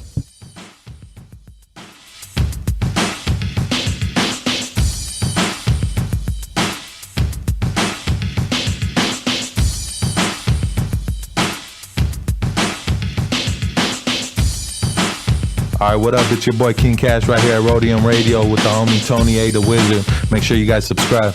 Yo, what up? It's your boy Trouble P here at Roadium Radio with your boy Tony A. the Wizard. Make sure y'all subscribe and tune in. West Coast. Yo, what it do? This your boy, Big Havoc. One Hood Admiral, South Central Cartel General. And you're tuned in to Roadium Radio with my boy, Tony A. the Wizard. Stay locked in. Hello everybody, this is Rocky Padilla, and you're listening to Roadium Radio with Tony A. the Wizard.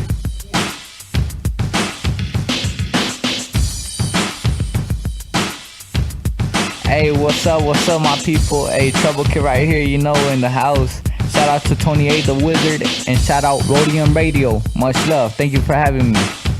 What up, world? It's YQ, Young Quicks, and right now you're listening to the OG Tony A. the Wizard on Roadium Radio.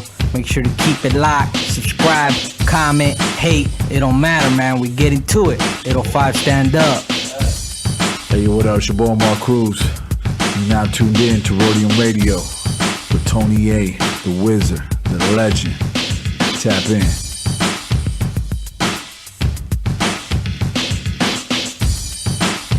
What's happening, everybody? It's your boy Queenie. You're tuned into Roadium Radio. Check my man Tony A. the Wizard every Wednesday and Sunday.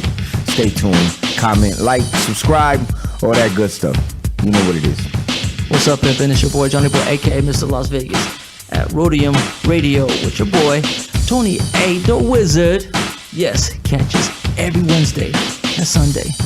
Yeah. Hey y'all, this is Elvia Cadena here at Roadium Radio with motherfucking Tony A. the Wizard. Make sure you guys subscribe, like, and share.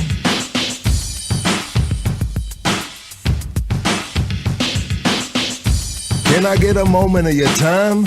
Hey, it's your boy Lucky Son Zoo from Hood Starks Podcast. Hey, fuck with one of the best podcasts in the game, Tony A. the Wizard, Roadium Radio. Don't motherfucking play with it. Don't sleep on it. Hey, H.A., stand the fuck up. Yes, sir. What's up? This is Clever from the Brown side. Make sure you guys tune in to Roadium Radio with Tony A. the Wizard. If not, you're a bitch. What's cracking? It's your boy Young Thrive right here with the homie Tony A. the Wizard on Roadium Radio. Don't forget to subscribe, man. Check out the best interviews on the West Coast. Yeah. I'm on the Roadium Radio. What up? It's ODM from Lighter Shade of Brown. You know your daddy's favorite rapper, your mama's favorite DJ, plus that YouTube star, you know what I mean? RBG fam. Lighter Shade all day with the homie, Tony A. Right here, Roadium Radio, Sundays and Wednesdays. Let's go.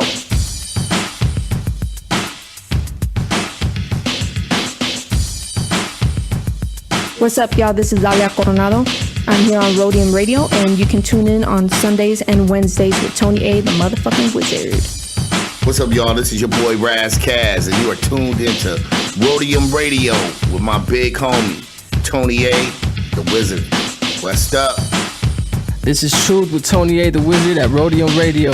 Make sure y'all subscribe to the channel. Live Wednesdays and Sundays at 7 p.m. Tune in.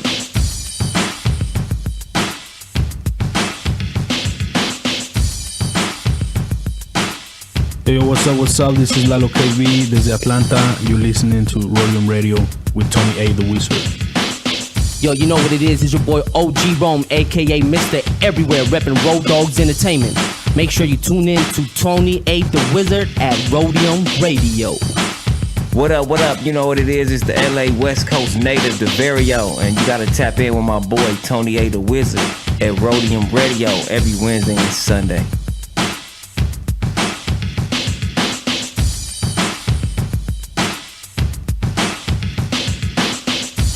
Going it's your boy Isaac Palau on Roadium Radio with Tony A. the Wizard. Tune in every Wednesday and Sunday.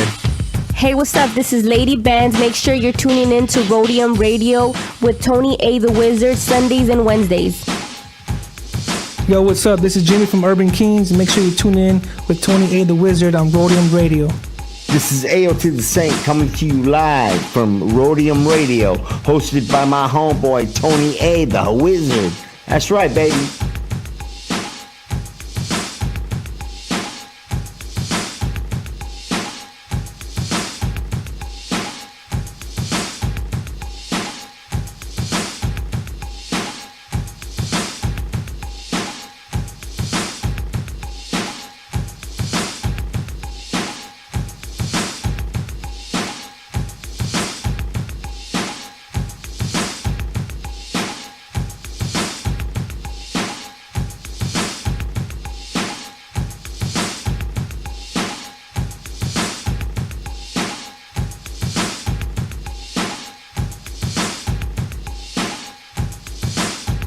Yo, what's up? It's Bella. I'm here on Roadium Radio with my boy Tony A. the Wizard. Stay tuned. Yo, it's Ray Monique on Roadium Radio with Tony A. the motherfucking Wizard. Tune in and subscribe. What's going down, everybody? This is Big Rich G here at Roadium Radio with Tony A. You guys got to check this out, man. Don't miss out. Tune in.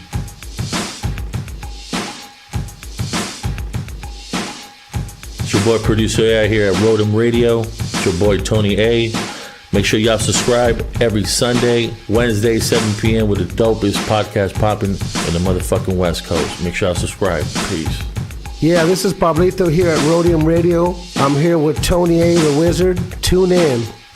What's cracking? It's your boy Noel G in the house, aka Hector. You guys know what time it is, right here with the Roadium Radio Show, hosted by your boy Tony A. the Wizard. Keep listening. We got something good for you. What's good, beautiful ladies? It's your boy MC Magic, Tony A. the Wizard. You already know.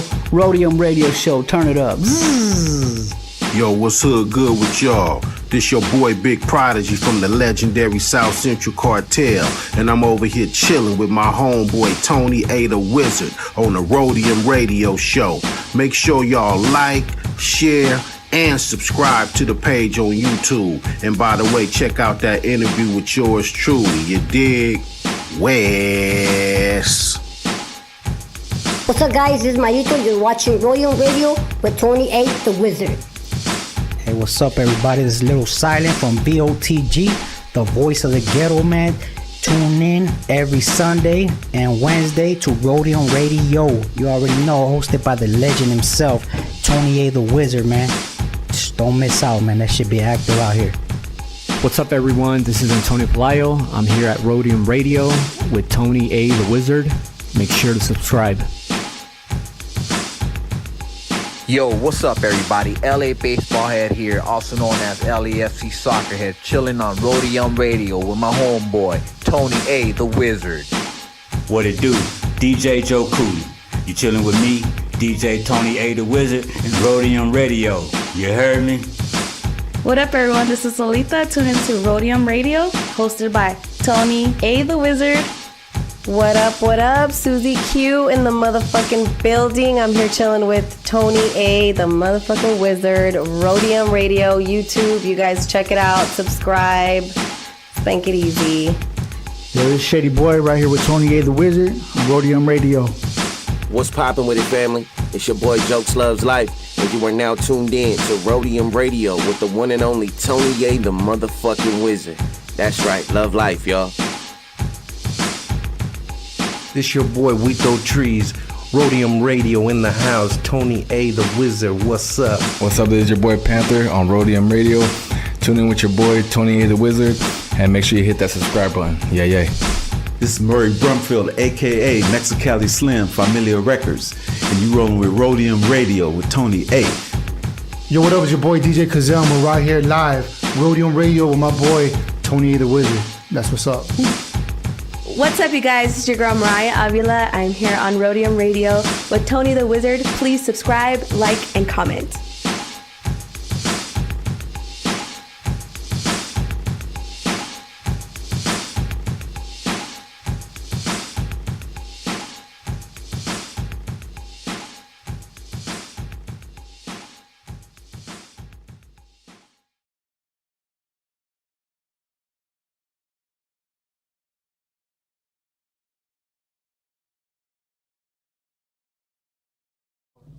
Welcome back, everyone, to Roadium Radio episode.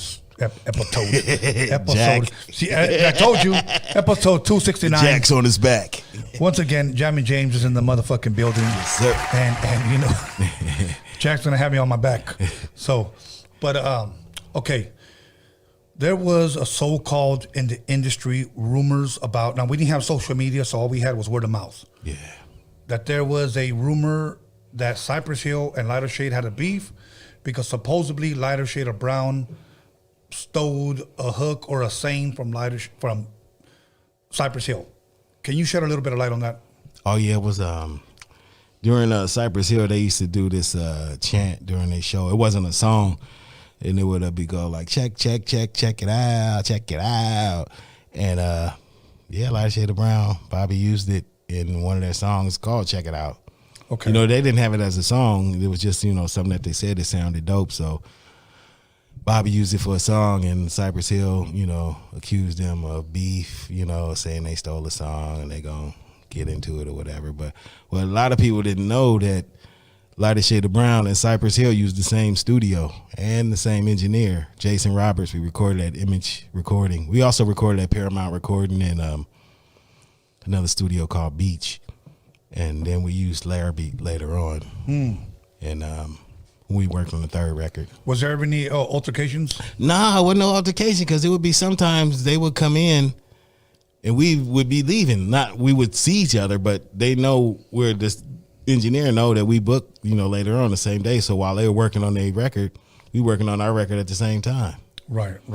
So they'll be in the morning or we'll be in the evening or vice versa. You know, one time me and High C were recording we recorded half of the album at Audio Achievements. Okay. Oh yeah, the NWA studio. Yes, and then we eventually ended up going to a different studio. Now I won't mention the other artist that was there, but one thing that I didn't like, and if you're an engineer or a producer, please respect the artist that you're working with, and I'll tell you why. Because the engineer that was there, he goes, "Oh, so and so just left," and he was the big artist. And I said, "Okay, you guys want to hear stuff?" Yeah, engineers would do that too. Yeah, you don't fucking do that. Yeah, you don't do that. You know, because let me tell you something. Say that one artist is on some new shit that may fucking change music. Yeah. You can spark something on this up and coming artist. Right. He comes out with it first, and then you just fucked up. Yeah, or if you in the independent, you can get it put out faster on your label compared to somebody who's on the major. Exactly. And that could, throw a wrench in the whole program. Yeah, don't do that. You know, I work with an engineer today, and I always tell him, look, bro, don't play my shit. Oh, why are you so secretive? Yeah.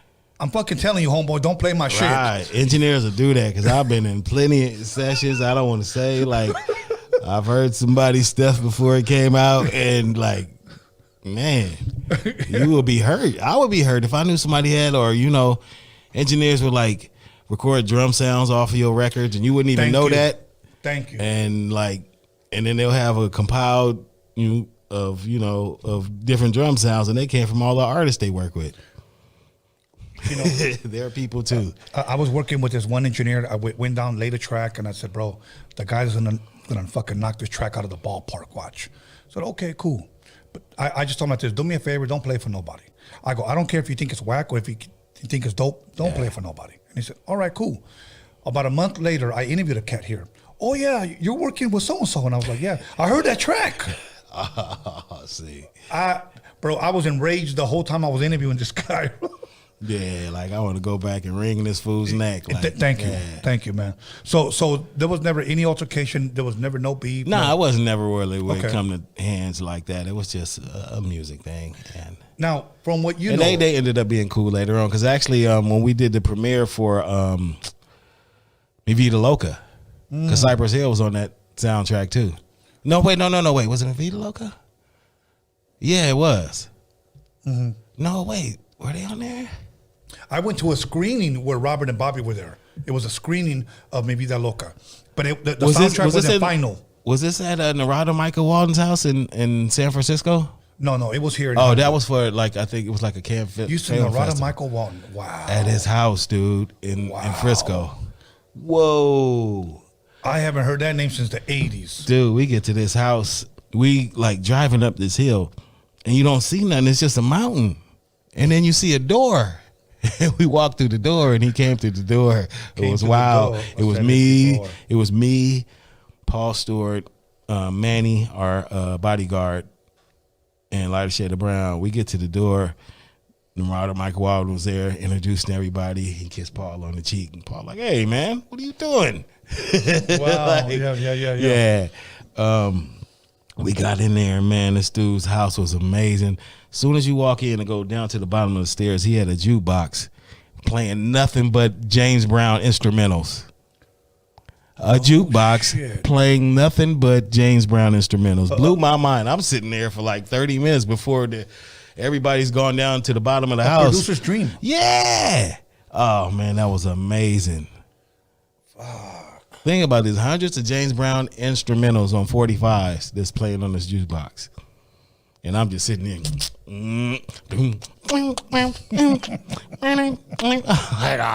This is funky. I wish I had my SP1200 hooked up to this jukebox. Right. That would have been fly. Because I remember that fucking snare. Poison. That was the snare from Yep. Fuck, yeah. bro. Yeah, I used one of them snares. I used that on Street Mentality. I remember using that. On 8 pounds in the attic. Let's talk. We'll come back to Lighter Shade, and then I want to come back to some of the credits that, or some of the stuff that you've done have gone gold, But I want to talk about Slow Pain. Rest in peace, Rest in peace, Slow. People don't know DWTX gave Slow Pain his name. Really? Yeah, because Slow Pain was a character from Bugs Bunny. He was the dude that used to. I don't know if you remember the bald head guy. It was a character that was in Bugs Bunny. Elmer Fudd? Was it Elmer Fudd? I thought it was Bugs Bunny. There's a guy named Slow Pain, and he used to be trying to beat up Bugs Bunny. But that's how he gave him his name. Wow. And they was doing a show, I think at Whittier or somewhere, and Street Mentality happened to open up for Lighter Shade of Brown. And the day after the show, Bobby came like, "Hey, James, hey, cuz." If you knew Bobby, that's how he was. It's this group I met from Pico, man. They kind of gangster, but they cool, and they rap so funny.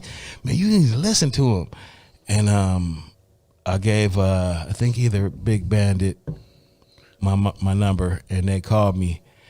And we set up something. I told them, give me a couple $100, I'll do y'all demo. And they came to my apartment. I stayed in Inglewood at the time. I had the 4-track, the Porter 1. Okay, yeah. Did the demo for them, did like 3 or 4 songs. Me and Cliff shopped it around, ended up getting them a deal at Jive SRC. Oh, so their first deal. They had an EP deal. Wow. See. Wow.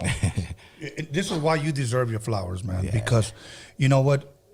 Most Raza, they think Raza produced these artists. Yeah. No, it's just true. That's what they think. That's what they think. But, that's not the case. Yeah. But we have to give those people their flowers, honestly. And that's why I applaud you, bro. And I thank you for contributing to something that back then wasn't called Chicano rap. Nah. And I don't even know why it is. Now let's talk a little bit about that, because I started hearing the name Chicano rap in around 2000 and up. Yeah, 2000. It didn't even exist before then. Right. And then when people tell me, where were you, Tony A, when Chicano rap was at its prime? Motherfucker, when did you consider Chicano rap at its prime? For me, from 1990 to all throughout the 90s. Yeah, throughout the 90s. It started from the 90s. Right. Yeah. Come 2000s, now it's all gangbanging shit. Yeah. And then if y'all want to do it like that, make it gangster Chicano rap. That just section, but the rest of it is just rap. Because what you doing, you keeping yourself on the West Coast. You don't. You gotta understand how it works. Like, you want to do shows around the world. You don't want to just be like, oh, I'm gonna go to Texas, I'm gonna go to Arizona, I'm gonna go to Colorado, I'm gonna go to LA, San Diego. We're doing the car show. Yeah, no. You want to go to Boston, you want to go to New York, you want to go to Philadelphia, and all of that. There's money all around this world. Don't put that stigmatism, don't put that label on you, because you're keeping yourself limited. Very, very true. Very true. Okay. It's just hip hop. It's funny because the other day we took calls here, and somebody said, you know what, we shouldn't be called Chicano rap. We shouldn't be. And I agree with him. Yeah. I agree with him. But there are artists that will sit here and say, I'm a Chicano rapper, homie. But you know what? It's something to give them their own identity, and Yes. I kind of totally understand that. If you want to look at it like that, right?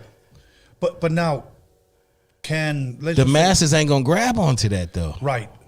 But you're not gonna hear Kendrick say, "I'm a black rap." Yeah, I'm a black rapper. Yeah, see, that's where you can't just put it in that pigeonhole right there because it's gonna get stuck, and The you're gonna be greatest white stuck. rapper in the world. Yeah, he's white rap. yeah. I like white rap. No, he's just rap. So he's just rap, man. Yeah. But today people want to section themselves off, and that's why I truly believe that none of us have ever made it to the stature of an Eazy-E, a Dr. Dre, a Kanye West, a 50, or Snoop. Yeah. Because we put a lid on ourselves, you know. Is there talent out there? Yes. But this talent needs to be managed right, needs to be produced right. Produced right and writing the right songs. You know, today, here's where we live. I do a song today, I got to release it tomorrow, bro. Yeah. And then the next 2 weeks, they forgot about it. They forgot about it. Go run those numbers up. Yeah. Go on YouTube. Not just like making a record and working it that whole year. Thank you. Or even a year and a half till your record, till your album came out. Working a record for a whole year at radio or however you do it, and then your album comes out the next year. You know what we're That's missing? a good record. Yes. You know what we're missing today? Anticipation. This is what I mean. Let's just say hypothetically that Lighter Shady drops Latin Active. Smash hit, it's on the fucking radio, it's in the clubs, people are fucking bumping it, they're performing it. When's the next one? When's the next one? That's what we're missing. Yeah. When's the next one? So then let's just say they dropped a single Sunday afternoon. Oh my God, you fucking blew us away. Okay? We worked that fucking single. Right. The video fucking drops. Oh my God, when's the album coming? Yeah. We don't have that today. I know. But because people's attention span is just so quick. I mean, because of the internet. You just think of like, we were younger. If you need to find out about something, you had to go to the library. Yeah. You had to look in that section, the encyclopedia, just to study a subject about you something. You had to do something that's very rare today, read. Yeah, that part, instead of it reading to you. Yeah, exactly. Google, what does this mean? Yeah, I can ask Google everything. I don't have to know nothing. I know. Reading is fundamental. Yeah, I don't know, man. Yeah, but I ain't about to give up on these kids, though. I know, Yeah. and I don't want to, but I will say this, and you guys can judge me if you want. I want trap to be over. So it's been having a nice long run. It's a nice long run. It's been having a nice long run compared to all the other genres of hip hop. If you look at it, yeah. Like you're like, it's a trap. That's what I do. Yeah, but I do listen to some of it. I ain't gonna lie. I do. I will, because I just want to see what's going on. I will tolerate What you it. laughing about over there, man? But I'm more of an oldies cat. Yeah, I know. Hey, no, make sure that door's open, big dog. But you know what? Okay. Let's talk a little bit about this real quick. Let me bring this up because I kept that in my notes. Okay. All right. I don't know if this is in order, but I just kind of want to mention it. And this is the artist Sugar Hill Gang and for Dr. Doolittle. Yeah, Sugar Hill Gang and Melly Mel. Okay, let's talk a little bit about what's up with that. It was for the Dr. Doolittle soundtrack. We produced a song for them. Actually, the artist that's part of my production team that I have, Lifelong Entertainment, consists of me, my boy iRock, Poison Ivy. One of the writers is Travis Lane, better known as Incidents. He was from a group called KMC that was also signed to Priority Records after NWA came out. They came out. It was the first horrorcore hip hop group. Horrorcore. Yeah. That's dope. That type of music. Okay. And that was one of the writers, and that's like one of the still the music that I'm producing. We put out records through Spotify lately. And I still do records with him, but he wrote the song. And he was supposed to do the song originally, and then the movie company's like, "Hey, well, let's not get Sugar Hill to do it."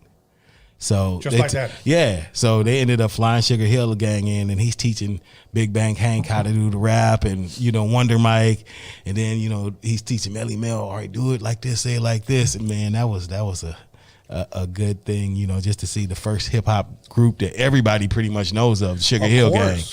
The first rap you memorized was hip hop to hip it to worldwide, the even now, bro. Yeah, exactly.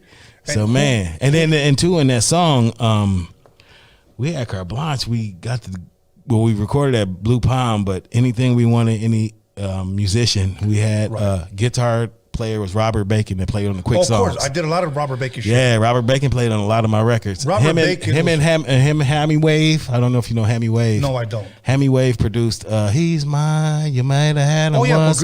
For Mocha Steph. Yeah, I produced Mocha Steph records too. I used to do Mocha Steph's dad show tapes. Yeah, I produced 2 songs on the album. No shit? Yeah. Greedy Greg, you never told me about him. Okay, I'm gonna have to. You call ever heard Greedy. the reggae song they got on their album? I did that. Me and my boy iRock, and they had a song called "Don't Go There." I produced on their record. I still have the glossy that they signed for me. Oh, okay. Yeah, man. But yeah, Mocha Steph was cool. Yeah, you know what? And that record sold 2 million copies. Yeah, 2 million copies. Yeah. Okay. You know what? Like Melly Mel. Here's what I think. When somebody says Melly Mel, broken glass everywhere. Man, do you remember that video and how you felt when you first saw that? Of course. Or the message? Of course. Like, oh man, that touched my soul when I seen for that. Me, I want to go there. Yeah, I want to go there. Yeah, it looked bad, but yeah, of course. I don't know people pissing on the stage, but hey, Melly Mel, he made that so visual when you heard that song, The Message. Man, that's one of my favorite rappers. What was that? Him and Ice-T. Can't even watch the game or the Sugar Ray fight. Yeah, the bill collector, scream my phone, scare my wife when I'm not home. Got a double dispensation. Fuck. And now keep in mind today. But too, I didn't get to finish mention on that Dr. Doolittle song. That's all live. We all played, bass guitar, but the horn section was Stevie Wonder's horn section group that did I Wish That the same horn section. Wow. I use those same horn players for that Sugar Hill song. Wow. Okay, then Melly Mel. If you don't know this song, then just fucking unsubscribe. When he came out with Chaka Khan. Oh, yeah, now I feel for you. That was dope. Yeah. Oh man. And the song that we used that the Eighth Wonder. Yes. That was fuck, bro. I love the hip hop era. You know, I want to say something to these people that are watching right now that appreciate rap. And I'm gonna tell you why.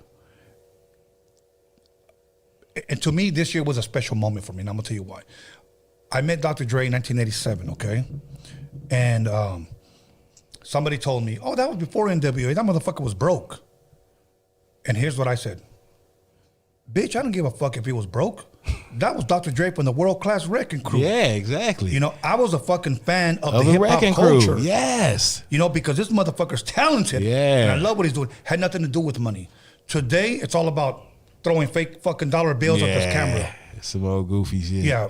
It's all bullshit, homie. Man, when I first met Dre, dude, I met him at the Casa Camino Real. I was walking in with M-Walk. It was the first CALI event that I was doing. I was part of. I got the DJ at. And Dr. Dre's walking in with his Mexican homeboy. I think it was the guy from the 8 Ball song. Crazy D. Yeah. No. Crazy D was KD? No, that's the Mexican dude, KD. I mean, Crazy D, right? Crazy D, yeah. They walking in. But he's not Mexican, but yeah. Okay. He's not? No, I mean, if you want me to tell you, I'll tell you. He'll probably get mad at me because he told me, and he's Italian and Irish. Oh, okay. So he's actually white. Oh, okay. But anyway. So anyway, they walking in, and Dre was polishing off a quart of some Budweiser. Oh, he's in the always front, drinking. just blip, blip, blip, blip, blip, blip, blip. And then folks like, yeah, man, it's my boy Jammin James. He just started to mix Speaking about masters. Budweiser. And Dre gave me dap. He's like, all right, yeah, see you later on. Do your thing in there, bro. And he walked in. That was the first time I met him. The second time I met Dre was at the Priority Party where he got into it with D Barnes. I was at that party. No shit. Now, yes. Did you see I didn't see it. I was there with WC. And Aladdin. Okay. Because we had the same manager, Doug Young. He managed them Aladdin, too. another fucking amazing ass DJ, bro. Are you kidding me? Man, I remember Aladdin, dude. I remember Battle Cat had brought him to his house, and it was the same first day that we heard the NWA record. We heard it at the same time. Blew our mind, dude. We sitting there like, I can't believe somebody's saying this on record. See, that's what we're talking about. When I play it for my son or friends, I go, please remember the times that this wasn't allowed. You know, well, everybody cusses. Trick, they weren't cussing back then. They weren't cussing back then. That was like, man, like hearing a Rudy Ray Moore record or Richard Pryor. Yes. By the way, Rudy Ray Moore's a comedian. Yeah. Okay. Yeah. My old ass references. Sorry about that. I said, bitch. I'm the hula doula, the whole house ruler. Yeah, I'm very familiar with those guys. Yeah. But you know what? Here's where I was sold. I'm not gonna lie to you. Boom, boom, come get that shit. Oh my God! I was like, cold kicking ass, kick that shit. Pull up a chair. Dre was dope, man. Dude. Hey, that's what made me make a lot of my records, you know, that got the cutting in it like that. Yes. And man, Dre. All of us. Yeah. And a lot of that shit that he implemented was the Roadium stuff that he was doing prior. Yeah, exactly. You know, it was that same stuff that you was doing. Bro, okay. I'm gonna tell you another guy that was amazing back then. DJ Pooh. Remember? Oh yeah, come on, man. Pooh. Can't walk down the seeing street. Pooh and Bobcat, like their transition from being DJs into making records and then making money when they got their publishing deals and they got their Benzes. And I'm like, oh man, I know these dudes and they doing it. I could do it too. Can't walk down the street. Can't walk down the street without my gun, bro. I remember with a King T bass. Pooh dropped that bass. Oh yeah. Who didn't scratch that? You know. Yes, bro. So everybody thinks Pooh is just red. Yeah. That's all they think. Nah, y'all better look at Pooh's DJ skills and the records he was producing. Cam and Riding Friday. So, anyways, yeah. So here we go. So Nothing to Lose soundtrack Coolio, that went gold. Yeah. Eddie soundtrack Coolio, that went gold. Yeah. Then we have Waterboy soundtrack. Talk a little bit about that. Yeah, with Adam Sandler, and that was the same guy that did the rap for that Incidents. Okay. The one that was from the group KMC. And we ended up getting a rapport with Adam Sandler, man, and he liked our music. So our music's in like about 4 of his movies. Really? Yeah. Lifelong entertainment. You talking about Mama Said. Mama. Yeah. That's my favorite Adam Sandler movie. Yeah, Bulletproof with Adam Sandler and Damon Wayans he worked on. Another movie that was under his production, Deuce Bigalow, Mel Gigolo. Oh my God! Remember Big Boy was in that movie? Yeah, when Big Boy was Big Boy. yeah, when he was Big Boy. Yeah. What did he say? Oh my God! Now you got me hungry. Yeah. It was just like a woman. I remember Big Boy used to road manage for Farside. He was with Farside back in the day before Power 106.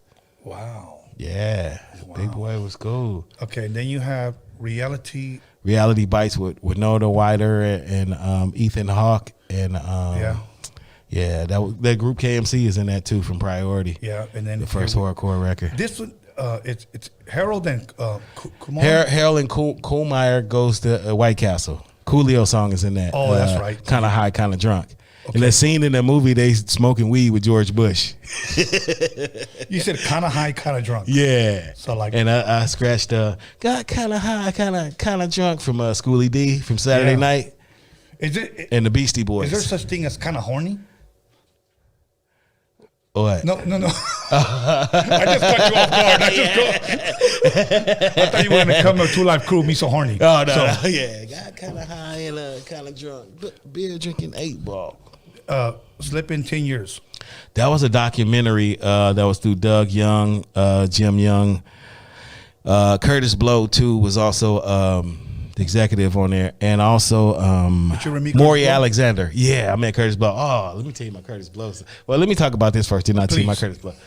The 10-year slipping. So it was a documentary. They filmed these gangbangers for 10 years. You know what I mean? They would like do sections of years and come back and talk to them and, you know, seeing their mindset, and you know, like after the 10th year, you know, they stopped gang banging, and you know, they changed their life around. Right. Yeah. So, and I did. That's the one that I did with a 45 King. What I did for that, I was the executive producer, and I picked all the music for the soundtrack. And the 45 King, I got beats from him, and I did mashups to him. So I took inserts from the movie, and I was cutting it into the song to 45 King's beats. Right. Wow. Yeah. Wow. You know what, you guys that are tuned in and are watching, please pay attention, because a lot of you guys that claim you love hip hop, this man right here is dropping a lot of gems, a lot of history. And if you're ever going to learn from your forefathers, you have to learn from people like Jammin James. And I think it's very, very important. You know, for me, if I'm going to study hip hop, I'm just not going to study the New Testament. I'm going to study the Old Testament first. Yeah, because you got to see the origin, where it came from. You got to see it. You got to start from Genesis all the way to exactly Revelations. Or you just picking out the pieces that you want and try to survive off that, and then you ain't getting the real. I'm just going to read Matthew, Mark, Luke, and John, and that's it. That's it. That's all I need. So, yeah. So here we go. Together.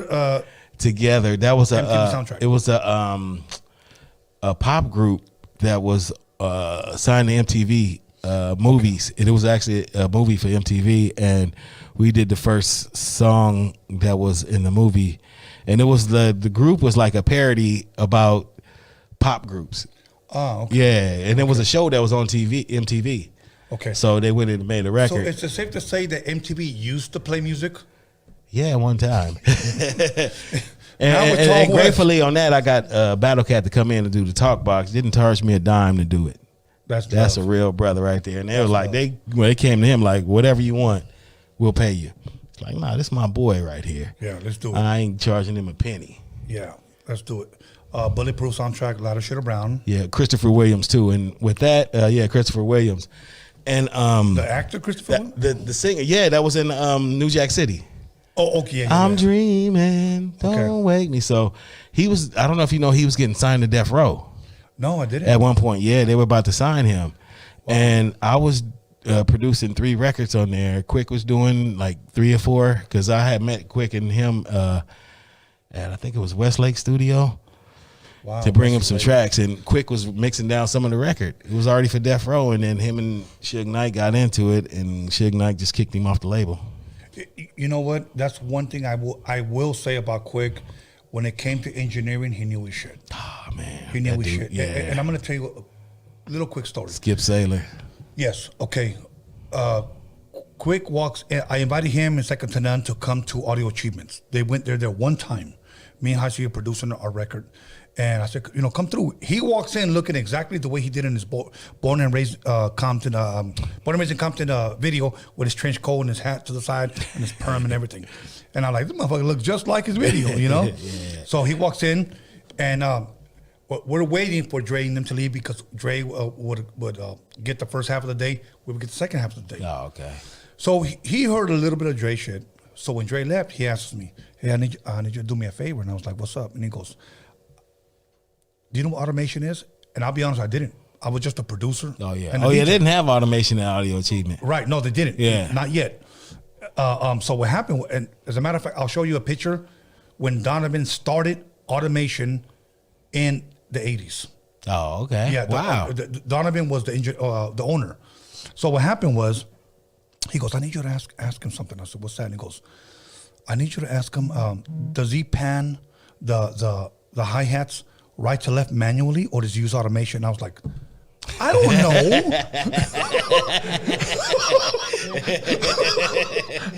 Well, they had the Trident board over there, I think, back then, didn't they? Yes. Yeah, so there wasn't no automation. Right. Yeah. So I'm thinking like, I don't give a fuck. But he's technical like that. Yes, like he want to know all that stuff. That's what taught me, like, okay, this he's an engineer. Yeah. But one thing I did know about Dre, he would tell me this: if you use more than 24 tracks to produce a song, you're overproducing. Yeah. Okay. You don't need all that. So when he moved to 48 tracks at a different studio, he told me like this: here's what I do. I do 2 kicks, 2 snares, 2 hats, 2 open hats, 2 crashes, or whatever. And I said, why? He was like, I just quarter pan them and add different effects to them. Yeah. So I learned that from different engineers doing I was stuff like holy that. shit. Or like if I had a sample, because I remember using a engineer named Vacek. Oh, Vacek from don't tell me right now. Milagro? Echo Sound. Well, Echo Sound too. Milagro was the main studio. Okay. Because that's where Low Profile did their record and I did the KMC record at the same time. Because we was recording like back to back, like they go and I come in. In 87, I did my first scratching on Jinx's first record with rapper Dazzy D. Oh, I remember Dazzy. Yeah, the song's called Get Off My Way. It's mine. Okay. Was it on Techno Hop? No. You know what it was on? He had a record on Techno Hop, didn't he? Not that I know, but it was on Thin Line. That was Calvin Anderson and VIP's record label. Oh, okay. In 87. That's when I first met King T and DJ Pooh that were going in to record Cold Rock stuff. Oh, okay. Yeah. And Vacek did a little bit of talking. Yeah, Vacek, because Vacek engineered that record. Yes. Yeah. Yes, he did. And that's, yeah. Yeah, I remember hearing that record. Bro, how have we not never That's what's tripping me out, dude, because we know all the same people, like, did all the same things. Like, I don't know how I never met you. Like, man. But I'm glad I'm meeting you now, dude. Absolutely. Then you talk about Gritty Greg, and I'm like, Gritty Greg's like my brother, man. Yeah, I used to, what was crazy, like, when I would go over Gritty Greg house, I would see Second to None over there. I would see AMG. Because later on, me and AMG had the same manager, a guy named Benny Glickman. You know, AMG's back in Cleveland. Oh, he did? He's not out here no more? He moved to Arizona, then he went to Cleveland. He'll be back soon. We always go out and eat sushi together. Oh, okay. Yeah. I love that dude. Yeah, man. Tell him I said, what's up, man? No, I used to see him. I used to see him when I used to go pick up checks. I remember that guy. Yeah, because he kind of managed quick at one point, too. Yeah. Yeah, but, and what helped me with them, man, they fixed all my contracts, like my Lighter Shade of Brown contracts, because I had lawyers that wasn't taking care of stuff. And Benny's father, Zachary Glickman, rest in peace, he was a lawyer. He fixed all my old contracts, make sure I get some pieces of publishing on the records that I was working on. Yeah. And like, so now I still make money off of them. Yeah. Yeah. Publishing is the key. Like, you might have a record that go platinum, but if you don't own your But if you don't own no publishing, you ain't gonna make no record outside of the second year of that record, the sales of it. Yeah. People don't know that. All man. you're gonna You do is need get a publishing. plaque. Yeah. That's all. Yeah, the plaque, wow. The hell with that. I'd rather have the money. Yeah, fuck the plaque. Yeah, that's you know, $500, when my record $600. went gold, I never picked up my plaque.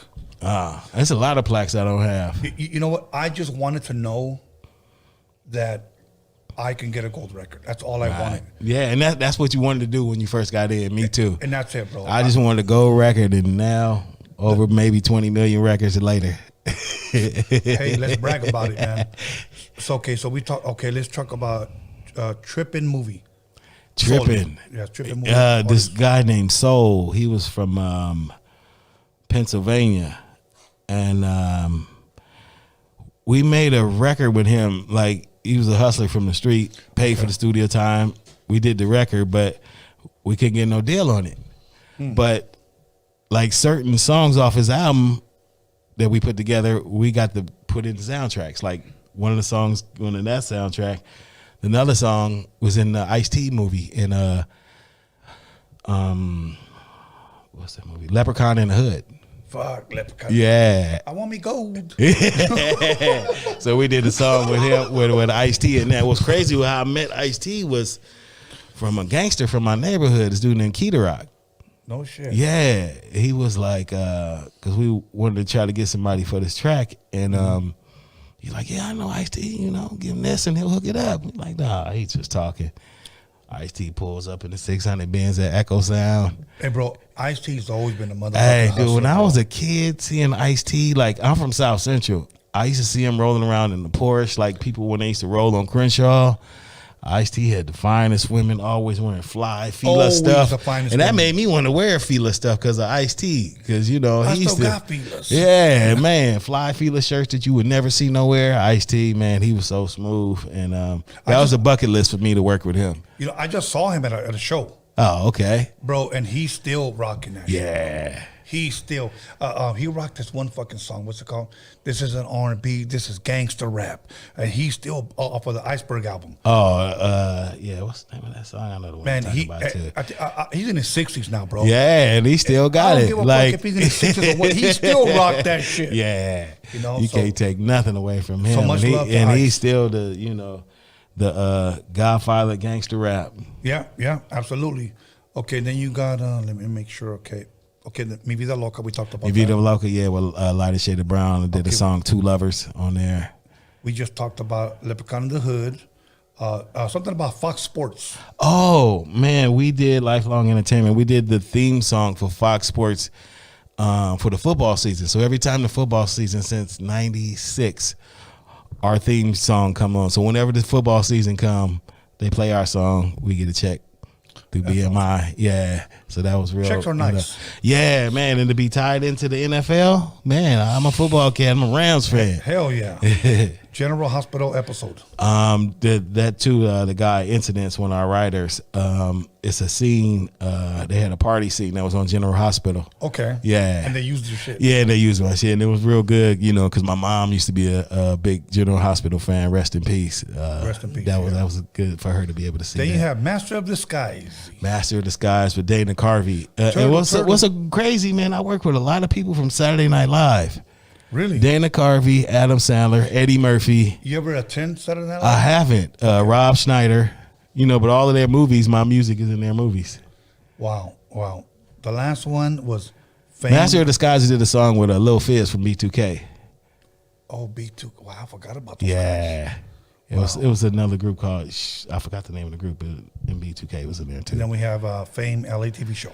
Yeah, remember Fame? Yes, of I course. wanna live forever. But they did an episode out here, and we did it was an episode called Lover to Be, and I was it was a rapper in the scene, and I was a DJ, and then we also did the music for the scene.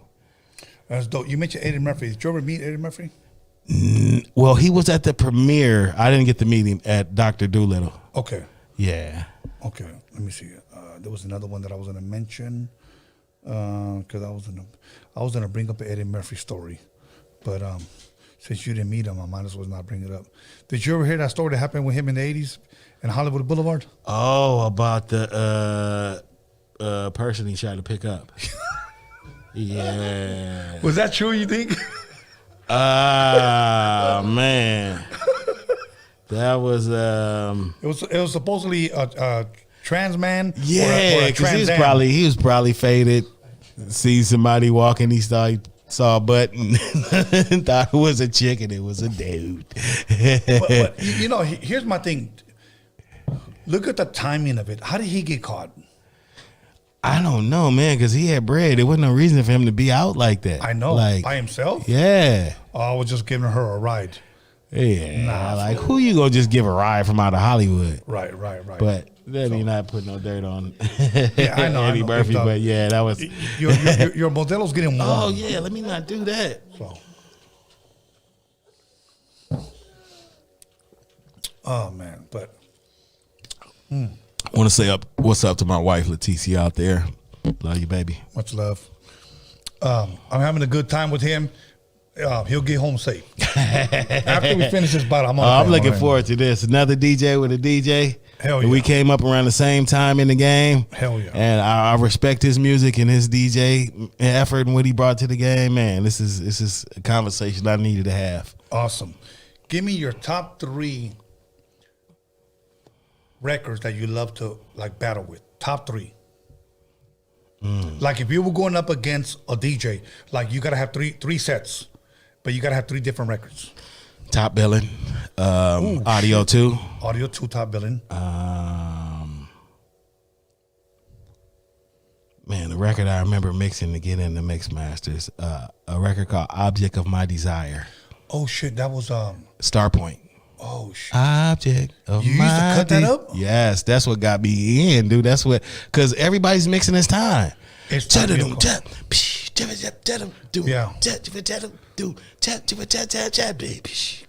Oh man. See, that's DJ talk. That's DJ talk. Yeah. Only a few people can understand that. Exactly. Like I can be like boom, boom, and I'm like yeah.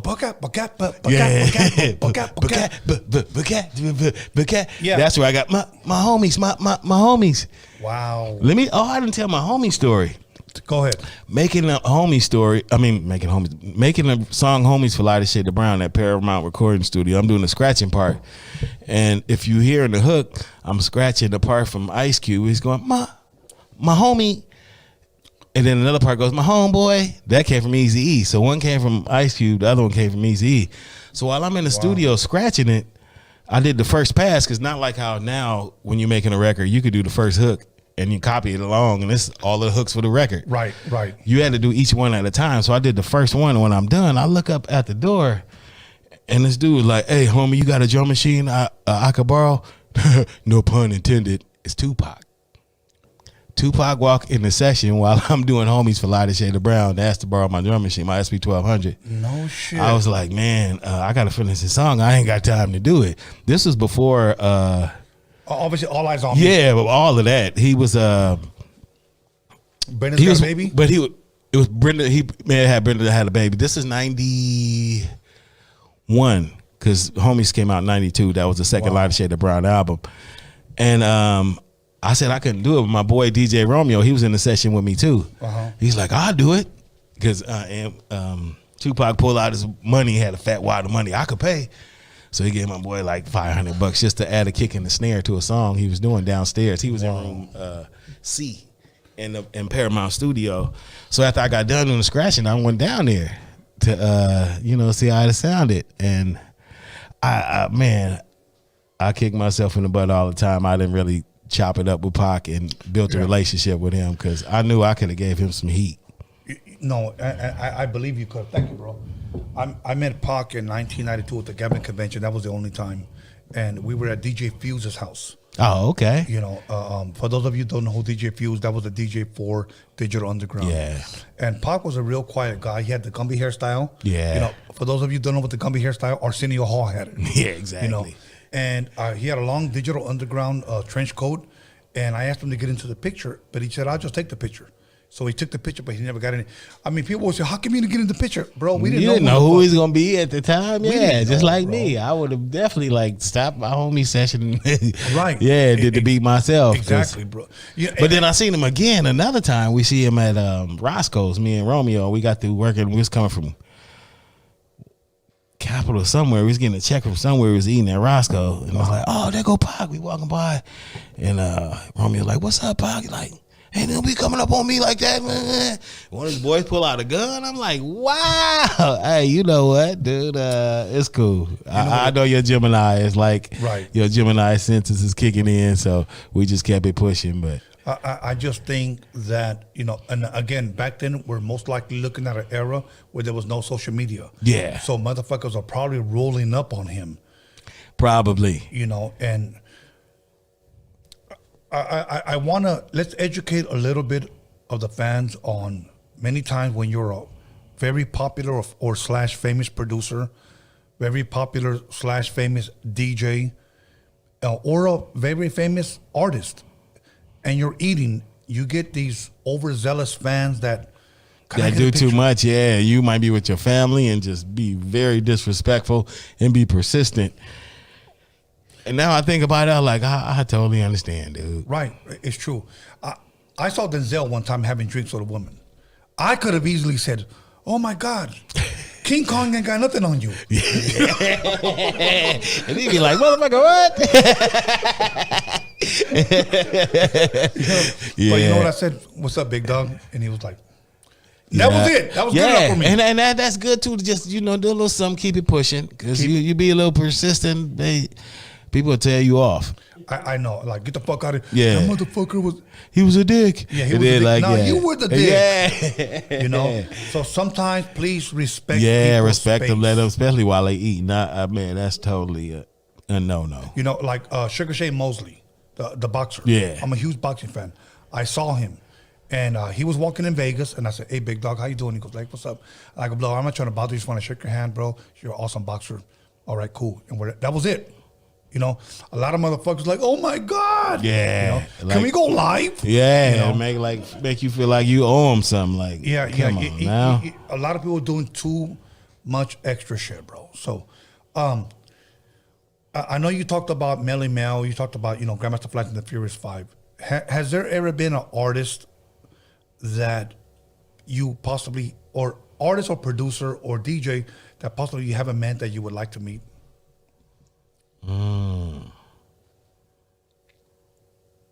Or maybe even an actor. Let's just even,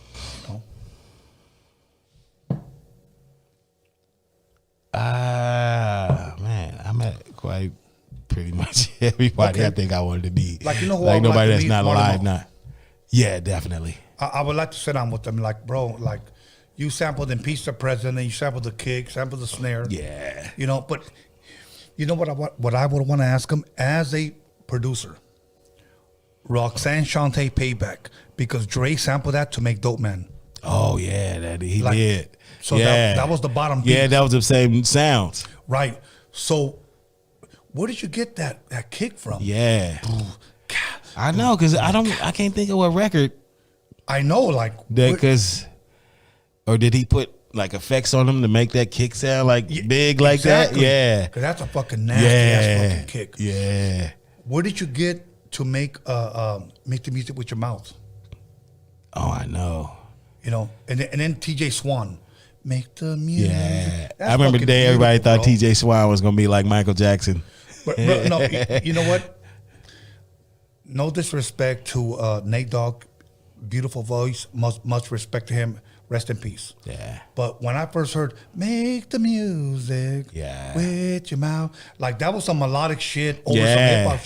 In the very beginning, nobody did that. Nobody did that. Nobody. Bro. Yeah, he was definitely the first like hip hop singer like that. Yes. If you want to hear it, go to "Make the Music with Your Mouth" Biz by Biz Markie at the very end of the record. Just put the needle at the very end. Picking Boogers. Oh, that beat was dope. yeah. Oh, doom, da doom, da doom, doom, da doom, da doom. The star of the show. Oh my God! See that? Once again, that DJ talk right there. Yeah. Look, let me tell you something. If you claim to be a DJ, I'm gonna call you out now. So I'm gonna be like, yeah.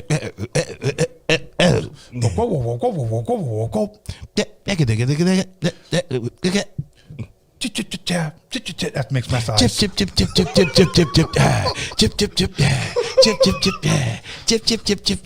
Oh man, UTFO Mixmaster Ice. That's DJ talk. Whistle. Oh my God. Oh my God. You know, remember Gordy's Groove too? Oh yeah. Bum ba bum ba bum ba bum bum bum bum ba bum ba. Maybe that was the the other song that I said Yes. they used it, Gordy's Groove. That's what it was. Gordy's Groove. Look up Gordy's Groove on YouTube. Be like, fuck. Yeah. You know, oh yeah. That was Joe Cooley shit right there.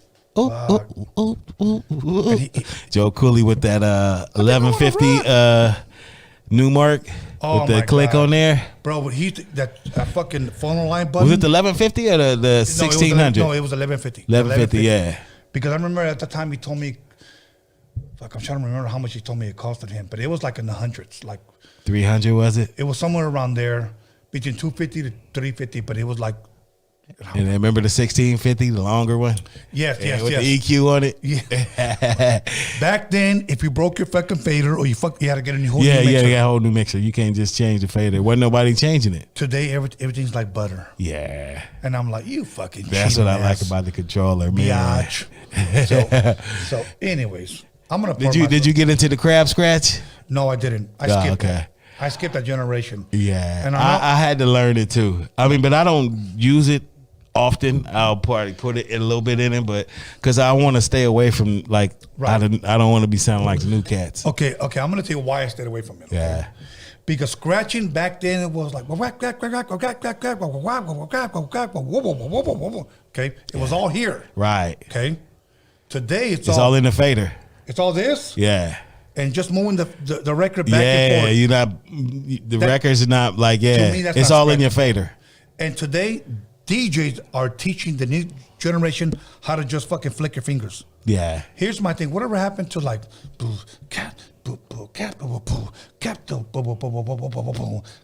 and then you're mixing the shit. Yeah. Let's start there first. Those are basic DJ fundamentals. Let's start blending. Yeah. Because you're going to have to do a quinceañera. You're going to have to do a wedding. You're going to have to do divorce parties. You're going to have to do house parties. All of that, man. Nobody wants to hear full. It's. Man, I know we used to be doing that on the radio and never really realized like, somebody was dancing. Yeah, somebody was dancing. And then they just sit there looking at you. Yeah, exactly, bro. So, you know, I know some fucking DJ, fucking old ass motherfuckers. So I'm just keeping it real. I'm just being honest. Yeah, y'all didn't have to lug around 6 or 8 crates for a party. Oh my God. What are you gonna play next? That's looking for records. Yeah. Yeah, and then it depends on like how you structure your records as a DJ. Do you put them in your crate far as tempo wise, Right. or what type of hip hop? Right. Yeah. And here's my thing that today's DJs don't know. I'm gonna be real with you. They don't know how to read the crowd. Yeah. Oh man, that's the whole thing of doing a party, and that's almost something you cannot teach. Yeah, you have to. You gotta look at have it. people and see their movement, Mm-hmm. what they might like, what they wearing. It's all based, and that lets you know. Okay, I can play this, I can play that. And then Yes. after you play the first few songs, you looking at these people and you looking at their vibe. Yes. Okay, I can throw this at them. I'm gonna throw this at them. They ain't even thinking about this. And it works. Mm-hmm. But it's trial and error. You gotta been doing it for a while to know how to do that. Absolutely. So, okay, we got a couple of minutes. Let's tell the public. Jammin James, your tag is up on the screen. I mean, when I say tag, your Instagram. What can people expect or hear from you? Are you still working with Lighter Shade of Brown, Robert? Are you still, producing? What if rappers wanted to get a hold of you and say, you know what, can you produce for me? Are you still? Oh yeah, I still got my studio at my house. You can get at me through my Instagram. You know, DJ Jammin James Carter. It's up on the screen. It's up on the screen. Yeah, and you'll see it. And the but let description. me don't expect no trap from me. I'll do some West Coast funk, some gangster music, and hip hop like boom bap.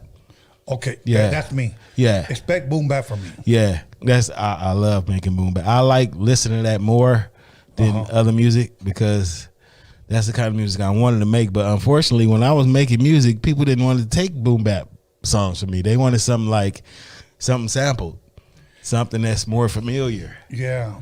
You know what? And I'll do that, but you I'll gotta, do you, that. You gotta Yeah, get the sample cleared. yeah. You And know. that's taking a lot of publishing too when you do that. But do you want to hit or do you want to just? Sometimes it can ensure a hit. Sometimes, but And you know what? I'm glad you brought that up because there's a lot of producers out there that just do beats. And I want you guys to learn this. All you rappers out there that are paying guys $50 for beats, all you're doing is getting beats. Pay a producer for a hit. I've never tried to produce a beat. I've always tried to produce a hit. yeah. And then too, that's not just only making a record, also for the rapper to open up to you for your suggestions. Like, oh, well, how this sound? Or a lot of rappers I work with are like, hey, do the end of that flow like this. Instead of, Yeah. That's part of being a producer. I'm producing you. Listen to me. Yeah. I'm not just talking. Take my advice because I've done it many a times before. I made 75 records. Yeah. So there was another thing that I was going to ask you right before we left, but I mean. Oh, big up to my partners from Put his tag up, Alex. Planet West, Rubidoux, Riverside, one of my groups that I work with out there. Okay. And are you working with any groups right now? Or other Not than them? really. I'm looking. Okay. Man, find me a dope Hispanic female rapper. It's something that's out there. There's a lot of them out there. Man, what was the one girl? Snow the Product was dope. It's another one. Can I tell you just something heard it about from- Snow the Product? Yeah. My opinion is this. I think she's a dope rapper. My opinion. And if she's listening, you guys go ahead and screenshot this and send it to her. I think she's dope. I just don't think she has any hits. Yeah. There's a lot of dope rappers out there Yeah. that don't have hits. And then we wonder why they've never taken off. Right. Okay? So, because you're dope. We understand that, but we need that hit. You need that right song. Yeah. And it's gotta. Alex, can you put those tags up? Yeah, they're up. Okay, cool. Thank you. It was another girl you had on here. I can't think of her name, man. She Not was Bella dope. the rapper? Bella. Yes. Bella was dope. Yes. Yeah, man. Yeah. She's really, really dope.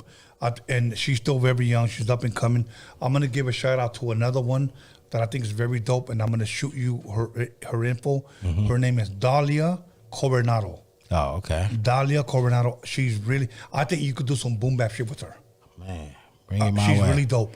Here's another one. I don't want to say she's a rapper. She raps and sings. She's more melodic, and it's a girl named Magic Girl. Okay? I'm co-producing her record, and as soon as she we're done, nothing to do with MC Magic, is she? No, not at all. And like no talk box shit or whatever. Oh, okay. But as soon as she's done, I'll shoot you some of her stuff. Okay. It's more of a singing, rapping, melodic shit. Okay. You know, it's very, very nice, and I think she can go places. Okay. Man. So there's a lot of Latinas out there that are dope. We just need you to listen to us. And when I say us, producers worldwide, right? That sometimes we just have the ear like, you can rap, but you need that hit. Yeah, and you need to know what to talk about. Subject matter is everything. Yes. You know, some people want to try to do what everybody else is doing. Write a story. What happened to the stories? Yes. The stories are gone. You used to be able to like navigate your life through certain hip hop songs, man. Hearing Public Enemy, hearing just KRS-One and certain songs that like educate you as a person, things you didn't know. Me, certain things I didn't know about my blackness that I hear from Public Enemy. That wow, I didn't know I'd be treated like this when I got older. And you know what? I'm glad you brought that up, because almost in a sense, not only the Public Enemy was a voice, but they educated you. Yeah. We don't have that in our Chicano community. Who's doing that? Who's doing that? Okay. So my thing is this, you know, somebody commented something the other day, and they said this: it isn't rappers educating us, it's been our podcasters. So by you being here, you are educating our Raza that a lot of what they call Chicano rap has been behind people like yourself. And you know what? And that's why I'm grateful and thankful that you're here. And that's why I want to give you your flowers, man. Thank you, brother. I need them flowers. Yeah, absolutely. Because you know what? When we're fucking dead, long and gone, we don't even know motherfuckers even missed us. Yeah. You know? So, man, it's good for you, man. You doing God's work, man. Just letting the Raza see what's really what. And, man, you a godsend. Thank you, my brother. You gotta, man, that's you need your flowers. Absolutely, bro. Thank you, bro. And I'm humbled by your words, brother. At this time, is there anything that I didn't ask you? Anything that you want to share, you want to promote? If not, give your shout outs. Nah, not much. Oh, I forgot about a couple records I worked on. Sweet Sable. I don't know if you heard of her. She was on the soundtrack. Was it Juice? I know a place we used to go outside smoking a blunt and sipping on a Heineken. Poetic Justice, I think it was, but she passed away. I was working on a record on Scotty Brothers. Oh, fuck! I haven't seen Scotty Brothers. So look, the song that we was doing for her on Scotty Brothers, they ended up dropping her, but Eric B ended up being the president of Scotty Brothers. Eric B from Eric B and Rakim. No shit. Yeah. So the song that we was cutting on her, he liked this song so much he wanted to use it for Craig Mack. So they took the hook and the track that we did and used it on Craig Mack. So it was on Craig Mack's second record, the first song on the second album. So I worked on that record. Craig Mack. Rest in peace, Craig Mack. Eric B is the guy who became famous for scratching off beat. Yeah. Let's be honest. Yeah. Let's be honest. Yeah. Like we were like, that motherfucker's all, but you know. But see, Rakim's raps was just so phenomenal. You didn't really. Here we have on beat, off beat. Yeah. And it came together. It was a beautiful thing, bro. Yeah. Bro, let's be honest. I remember when I know you got soul. Hey, you want to be here. Bro, that was my shit. Yeah. Those were my Fridays and Saturdays and Sunday nights in my room. Teenage years, practicing all night, man. Practicing all night. Bro, let me tell you something. Motherfucking hoes don't believe me. I used to be in my room practicing when girls just say, "Hey, you want to go out tonight?" No. Yeah. Oh, yeah. That was like this meant more. Yeah, it meant more. Yeah, like at the time, I mean, as being a teenager, man, when Battle Cat put in our head, you got to practice. Yes. You want to be great. You want to be the great DJ Jammin James. You got to practice. Absolutely. We practiced day and night, and like I had a certain set of turntables. I let him use them. And then we go up to his house and practice that whole day. And then he'll be practicing all that night till the morning. He'll wake up and start practicing. Take that turntables to Romeo's house. We'll go start practicing there. Like DJing, man, to get to that point for all them years, it was like us going to college. That's exactly what it is. That's exactly what it is. So if anybody ever wants me to teach them how to DJ, look, you're probably not going to like it because it's work. But I'm going to teach you how to blend first. Yeah, that's the fundamental. You got to learn how to blend first. Because when you learn how to blend, then eventually you know how to scratch on time. Yeah, because that gets your timing right. Yes. We're not going to teach you how to do UFO noises.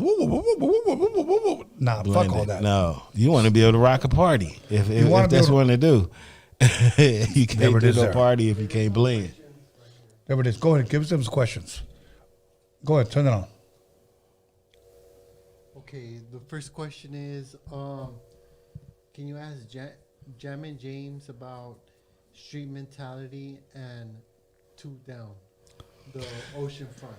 Oh, Oceanfront. I forgot about Two Down. Yeah. You talked about Street Mentality already. Yeah. Okay. So Two Down was a group. Two Down was kind of like a spinoff of Lighter Shade of Brown. It was two white guys. Yeah. From the west side of LA. And their songs was kind of patterned after Lighter Shade of Brown. If you like go back and listen to them, they were on Dance a Lot IRS Records. IRS was like a Dance a Lot sounds like Rap a Lot. Yeah. Candyman was on that same label too. No shit? Yeah, and I produced Candyman.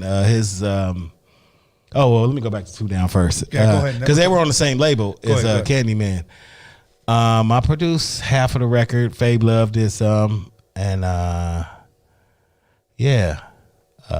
Good looking to Dave Mishery, who was the VP of that label. I mean, he was the owner of the label, Dance a Lot. And then he also had Dave Mishery, artist from the South called Lil Kiki. He had a song called Southside. That was a big song out there. Okay. And I did the remix for it. And the Dog Pound was on the remix. Wow. Yeah. Okay. So it was only released out in the South. It never really came out nowhere else. Wow. Yeah. Wow.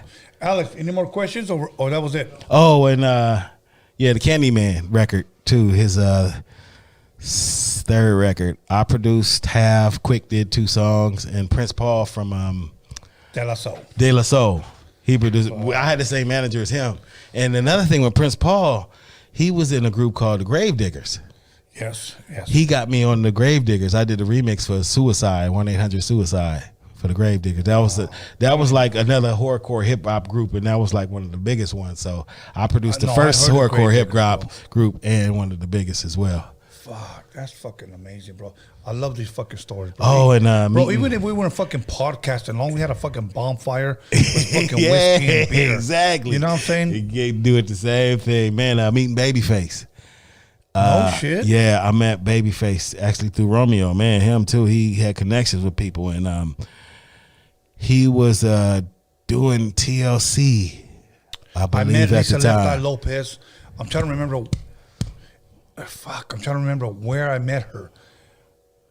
But I remember talking to her, and I go, "Man, you're fucking cuter in person than you are in your records, like in your videos, like a little girl." Yeah, man. Yeah. And, you know who was opening up for me in High C? I'm not gonna lie to you.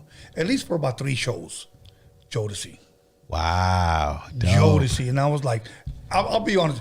Who the fuck are these motherfuckers running around the stage, back and forth, tearing off their fucking shirts? Over a slow song. Yeah, not knowing who they would become. Yeah, they used to kill it. Yeah, but man, meeting Babyface, my boy Romeo. So he's like, yeah, this is my boy Jammin James that he wanted to play some, because I came to play some tracks for him. Yeah. And he's like, yeah, he the one that did the Sunday afternoon. And he's like, he shook my hands like, yo, man, the way you put that song together and weave them oldies in and out, that Just My Imagination and that Christian Brew Persuasion, brother, you know what? That's one of my favorite rap jams right now. I ain't even just telling you that to be telling you. I was like, oh man, that just felt so good hearing that from him. Yeah. And then I go into the studio to go play some tracks. Who walks in? Fucking Shock G. From Digital Underground. From Digital Underground. He's here to play some tracks too. And then he's telling me Tupac stories, and I'm like, wow, this is a crazy day right here. Rest in peace, Shock G. Rest in peace, Shock G. Cool, brother. Man, he has some funky tracks. I was like, man, I don't see why Babyface didn't pick none of them. Cause quick Shock G story. I'm walking out of my hotel. I'm in San Francisco, and I'm going to the Gavin convention, which I'll show. I still have my badge. You know, you still have your badge. I'm walking in my hotel, and I see Shock G, and he's got his fro. I know what Shock G looks like because that's the Humpty guy, okay? And I see him, and I just keep walking. He goes, Tony A. And I turn around, and I'm doing one of these. Okay, I'm doing, because that's Shock G to me. He goes, hey, man, what's up, man? I was like, what's up? He goes, man, I love your production. Keep in mind, up to that point, people just thought I was Heisey's DJ. Right. But producers recognize you get producers. Another feeling when you hear that from people. He just came out, I want to show you something. So he showed me, what is that one? Dodio, knows. Oh, that was a... It hadn't come out yet. Yeah. And then he showed me, if you kiss me, then I'll kiss you back. Oh, yeah, that was dope. Yeah, so I was like, oh, shit. I was like, hey, what do you think? And I was like, fucking shit is fucking dope. I love the shit you did with Too Drunk to Fuck, but that was Robert Bacon. Oh, okay. So I was like, oh, okay, cool, man. Thank you, man. He goes, I love your shit, man. And I'm thinking to myself, like, Shock G, don't tell me that. I look up to you, homeboy. You know what I'm saying? That's just my humble spirit, you know what I'm saying? So, rest in peace, Shock G. Rest in peace, Tupac. Because I remember I met them both the same day. But those guys were fucking amazing, bro. You know. But oh man, another story. Meeting Johnny Guitar Watson. Okay, a lot of people don't know who Johnny Guitar Watson. Can you kind of just share a little bit? He was an old, back when funk music was in. And we're talking about early 80s. Early 80s. He used to record at Paramount recording studio in Santa Monica, and he was in the back room. He used to park his car in the front. He used to drive a Barrett's. I don't know if you remember the old style car with the wheel in the back. Yes, one of those is like a convertible. Could he be equivalent to, at least in my mind, my opinion, can he be equivalent to a Bootsy Collins? Yeah, because he was funky like that on the bass. Okay. Yeah, and me and Bobby was walking down the hallway. He's like, hey, come on in here, a lot of shades of brown. Yeah. So he was just putting us up on game about like, when you get out on the road, be cool with certain promoters because you want them to bring you back. Because he was telling us like he don't even count on like doing shows in the U.S. He's just going overseas, Japan, and all of those places. And he's like, you keep your relationship with these people. You don't piss them off. You be cool because they'll bring you back, and you can keep coming back here for years. That's how he survived. Right. And he was just putting me and Bobby up on game about that. Yeah, you know what? And I'm thankful for artists like that are willing to put up the next generation up on game. You know, because there's a lot of people that don't give a fuck. Nah, man. And to hear that from an OG like that just was willing to come and tell us what to do and, you know, how to conduct yourself out on the road. Yeah. Man, I almost consider like Robert Bacon like a Johnny Guitar Watson. Yeah, that dude is, you know, he was on the road with Beyonce. Now he's on the road with Shaka Khan. Really? Right now. I mean, like to this day. He never stopped touring. In 1994, the day after the Northridge quake, we had this date already set. And I called them up and I go, hey, bro, I know the Northridge quake just happened. Are you still down? He goes, yeah, I'll be there. I said, okay, you want something to drink? No, I'm good. I said, okay, cool. He grabbed the stool, sat down, and I remember he closed his eyes and he just started playing. Yeah, that's how he get out. That's him, bro. Mouth moving. He ain't drinking and smoking or nothing. Yeah. You see what I'm saying? Cool, dude. Game recognized game. Yeah. We work with them, bro. This guy's fucking amazing. And I met him through Quick. Yeah. You know? But I remember he told me, and I'm going to say this, I don't care if Quick listens. That Way Too Funky album is Quick second album. He goes, that was all me. Yeah. I was like, of course. Like most of the movie stuff that I worked on, I got Robert Bacon. If it wasn't him, it was Stan the Guitar Man. Stan the Guitar Man. Yeah, Stan. He played on a lot of Lighter Shade of Brown, the Coolio records. Do you remember when Quick kind of dissed Stan the Guitar Man? Yeah, what was that about? I never knew. Because he had Robert Bacon. Oh, you can go get Stan the Guitar Man or some motherfucker. Like, I got both of them. Yeah, I got the best of both worlds. Exactly. And Hammy Wade. Exactly. And A. Toys Brown is a keyboard player that's phenomenal. So, fuck yeah, hell yeah. Carnal, anybody you want to shout out, and whatever, anything you want to. I just want to shout out to everybody that I work with. Man, I had a great time. I want to shout out to my boys, Elijah, Luis, Anaya, my baby, my bro Reese, my brothers and sisters, Robert, Wanda, Tony, Melinda, the people that's been there for me, Paul Stewart, Doug Young. Yeah, Paul Stewart, man, he looked out.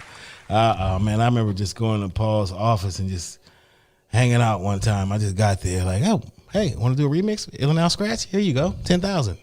Just happened to come by kicking it. You know what? When you have those type of connections, those are a blessing. Yeah. Because I remember one time, and I had nothing to do with this group. I just happened to be there. Right. Delinquent Habits, and he was managing them. Okay. Oh yeah, Paul did manage them. He managed them. Coolio, Warren G, Montel, Illinois Scratch, Lighter Shade of Brown. Yeah. Like when he was doing it, he was on the roll, man, and he looked out. Yeah, he did. He looked out for a lot of people. Now let me tell you something. And he ran Def Jam West, and I remember when we was going to Japan, and man, I brought way too much stuff, like. And it was like, oh, that'll be an extra $700 because I talked to Big Boy and he told me, like, when you go to Japan, you need to get out there and you need to hustle. You know, if you got old hats, old jeans, take them out there don't buy and sell them. They'll buy it. Much that, Big Boy. That was an extra like $2,000 or $3,000 on that I made. That's Big Boy gave me that game. Right. And Paul Stewart managed Delinquent Habits. Yeah, and Farside. Yeah, he was in Raza. Yeah. You know. Yeah, he got them on the Mi Vida Loca soundtrack too. Yeah.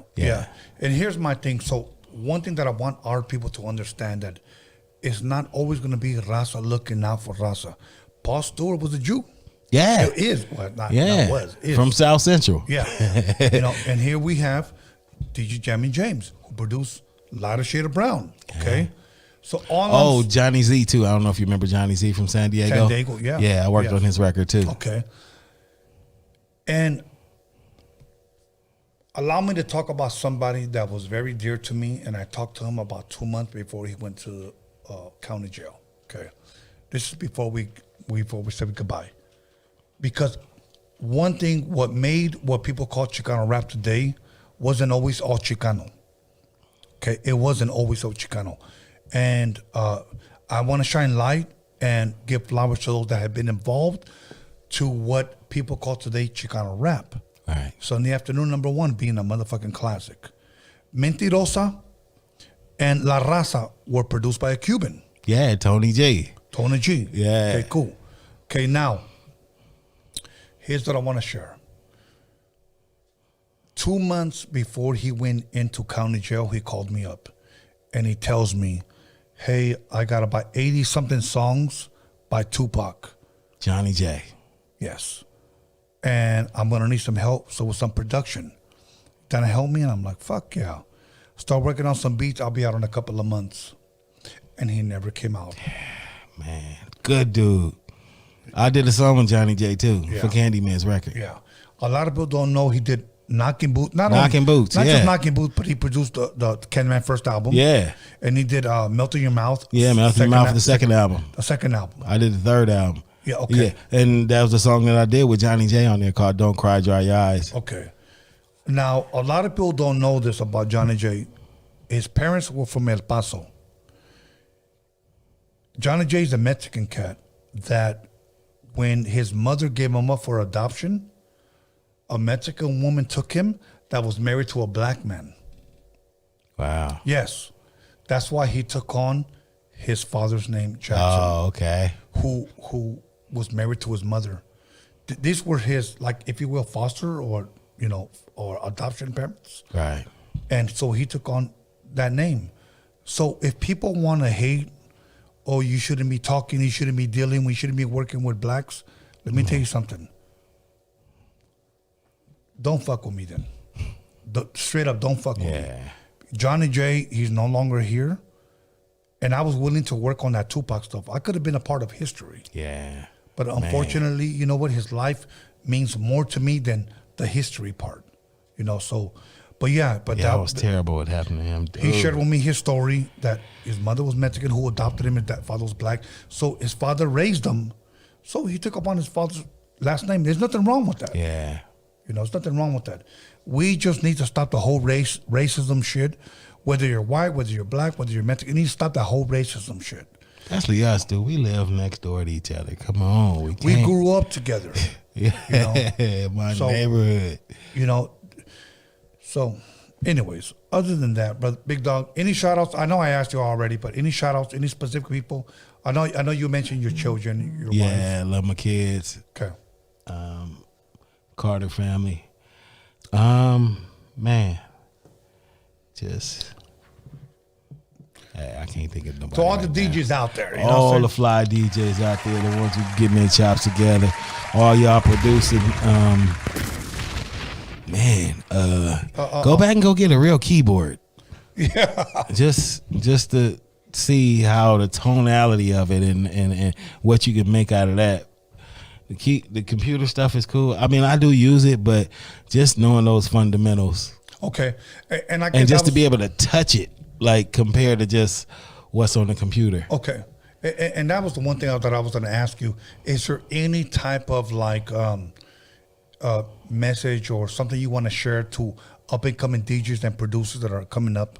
But you somewhat kind of answered it. Yeah. Get yourself a keyboard. Yeah, get a keyboard. Just don't stop making music. Yeah. Don't. Yeah. You might get frustrated and feel like, well, I'm not making money for it. But if you do it for the love of it and not trying to chase the money, that's when the money kick in. Yeah. You love it. I still do it. And, I'm not getting $50,000, $20,000, $30,000 I was getting a track before, but I still make money. I make music just because I love it. Absolutely. I'll keep practicing mixing. Ever. They ain't going to stop. So I'm going to go ahead and give my shout outs. So once again, I want to shout out Robert from Lighter Shade of Brown for connecting us. Oldie but goodie. Yeah, for me and DJ Jammin James to be here and kick some knowledge, when it comes to DJing, production, engineering, whatever. So I want to thank everybody who tuned in on the live chat. If you weren't on the live chat, I want to thank everybody who liked, commented, subscribed, disliked, whatever, shared, as long as you guys tuned in. I want to give a shout out to, once again, my team, Norbert. I want to give a shout out to my boy, Alex Cervantes. I want to give a shout out to my son, Bskanless. And I want to give a shout out to the Hip Hop Jail. And I want to give a shout out to myself. Tony, you're doing a great job. Yeah, you are. Thank you, Tony. And other than that, I want to give a shout out to, once again, Architects of G. The Architects of G-Funk. Hey, Cocaine. G-Funk, Cocaine, and Big Hutch, Conway 87. Yeah. And also I want to give a shout out to Lighter Shade of Brown. Lighter Shade of Brown. Yeah, rest in peace. I want to give another shout out to iRock, Poison Ivy, Lifelong Entertainment, Incidents. Yeah. My boy SP Adams, Doug Young, Paul Stewart. Yeah. Absolutely. People that made it happen. Much love, much respect. And Walk, all of the 1580 K-Day Hell Mix yeah. Masters. Wait. Can I run it down the list real quick? Let's go down. Let's go. We got time. Yeah, starting with the K-Day Mix Masters, you got to start off with Dr. Dre, DJ Yella, DJ Pooh, DJ Bobcat, Mr. Prince himself, Roger Clayton, DJ Egyptian Lover, Tony G, Jammin Gemini, M-Walk, Joe Cooley, Julio G, DJ Aladdin, DJ Battlecat, DJ Trey Ski, DJ Romeo, DJ Ralph M, myself, DJ Jammin James, Hen G, Evil Lee, also was Cosmic Cat, Kit Kat, the California Cat Crew. Hell yeah, Kit Kat. That was my homeboy back in the day. Yeah, the California Cat Crew, which was Bobcat's crew, and Battlecat's part of that crew too. So Like, hey, bro, do you still have a number on Kit Kat? Or if you want to get a hold of him, I can get a hold of him, yeah. Oh, my God. Kit Kat taught me a scratch that I never forgot. Yeah. Kit Kat, if you're going to listen to that, I bet your scratch. All the Cat Crew was hard. Hey, bro, I'm gonna do Shock G. I like to bite. I like to bite. Oh, man, another story, too. Go ahead. At K-Day, the day that Eazy-E Radio went gold, I was there. And now gold is 500,000. 500,000. Ice Cube and Eazy-E brought the gold plaque up to Greg Mack. I was up there. Now, that's not streams. That's hard copy sold. Yeah. And being there that day, and I run into Ice Cube, I ain't seen him in a while. Like, oh, Jammin, what's up? And man, that was the first time I actually held a gold record. Really? Yeah. And man, it was dope to see that. And then Eazy-E showed us the video of Easier Said Than Done. He had this little thing that had the video back then. This was 90. Wow. It was I don't know where he got that from, dude. It looked like something from the 93. future. It had to be before 93. Was it? Yeah, because it was before. Wait, no, when was that? Because when did that record go? Eazy-E's first record album 88. came out in 88. So dude, when he had this, I was like, was before. Where did he get this from? Yes. Back then. Yes. He showed us the video of the song, and I was like, wow. It blew my mind because I never seen nothing like that back then. Yes. It wasn't a camcorder. It was like a little thing he had the video on. I don't know what it was. Yeah. Wow. Like, we can't even say it was a fucking laptop. It wasn't a laptop. It wasn't no computer. Yeah, it was something. Yeah. Fuck. Man, that blew my mind. Only Ice Cube would know what that is. He's the only one around that was still there. So, and I seen him at the Fresh Fest too, right when NWA started. Fuck. You said Fresh Fest. The Fresh Fest. I was there. All good. Are you done with your shout outs? Yeah, I'm good. Okay. Alex, can you go ahead and put me on this camera real fast? This one right here. All right. Let me give I want to give a public service announcement. A lot of my guests that come here, and it's funny because the moment that I posted the flyer, they get a message or DM from a mysterious page. Okay. Don't go there because Tony A is no good. Tony A is being accused of this. Tony A is this. I'm going to tell you who's sending you this. It's a girl named Sandy Pants on Instagram. Okay. She went to court. She lost. She told the story. She lost. And she tried to claim certain allegations and the jury found her guilty. So I'm saying this to say that if you're a guest on my show in the future and you get a DM from her page or from a fake page, it's Sandy Pants on Instagram. I'm just letting you know. This person doesn't stop. She's trying to ruin my name. I don't know why. You already lost. Like, seriously, Miss Pac-Man, give it up. Okay? Like, so if you're an artist and you get a message like this, I give you the freedom to go ahead and cuss her out. Go ahead and tell you, fuck off, fucking bitch, you fucking fat puta, nobody gives a fuck. You fucking lost, you're fucking nobody. Get the fuck out of here. You're fucking no good. So just expose her because it's her. She may come from a page acting like a dude. She may come from a page acting like a girl. She may come from her own personal page. But her name on Instagram is Sandy Pants. So other than that, if you want to answer her, just tell her, fuck off, Miss Pac-Man. We're good. So with that being said, once again, fuck off, Miss Pac-Man. Nobody gives a fuck about your fupa.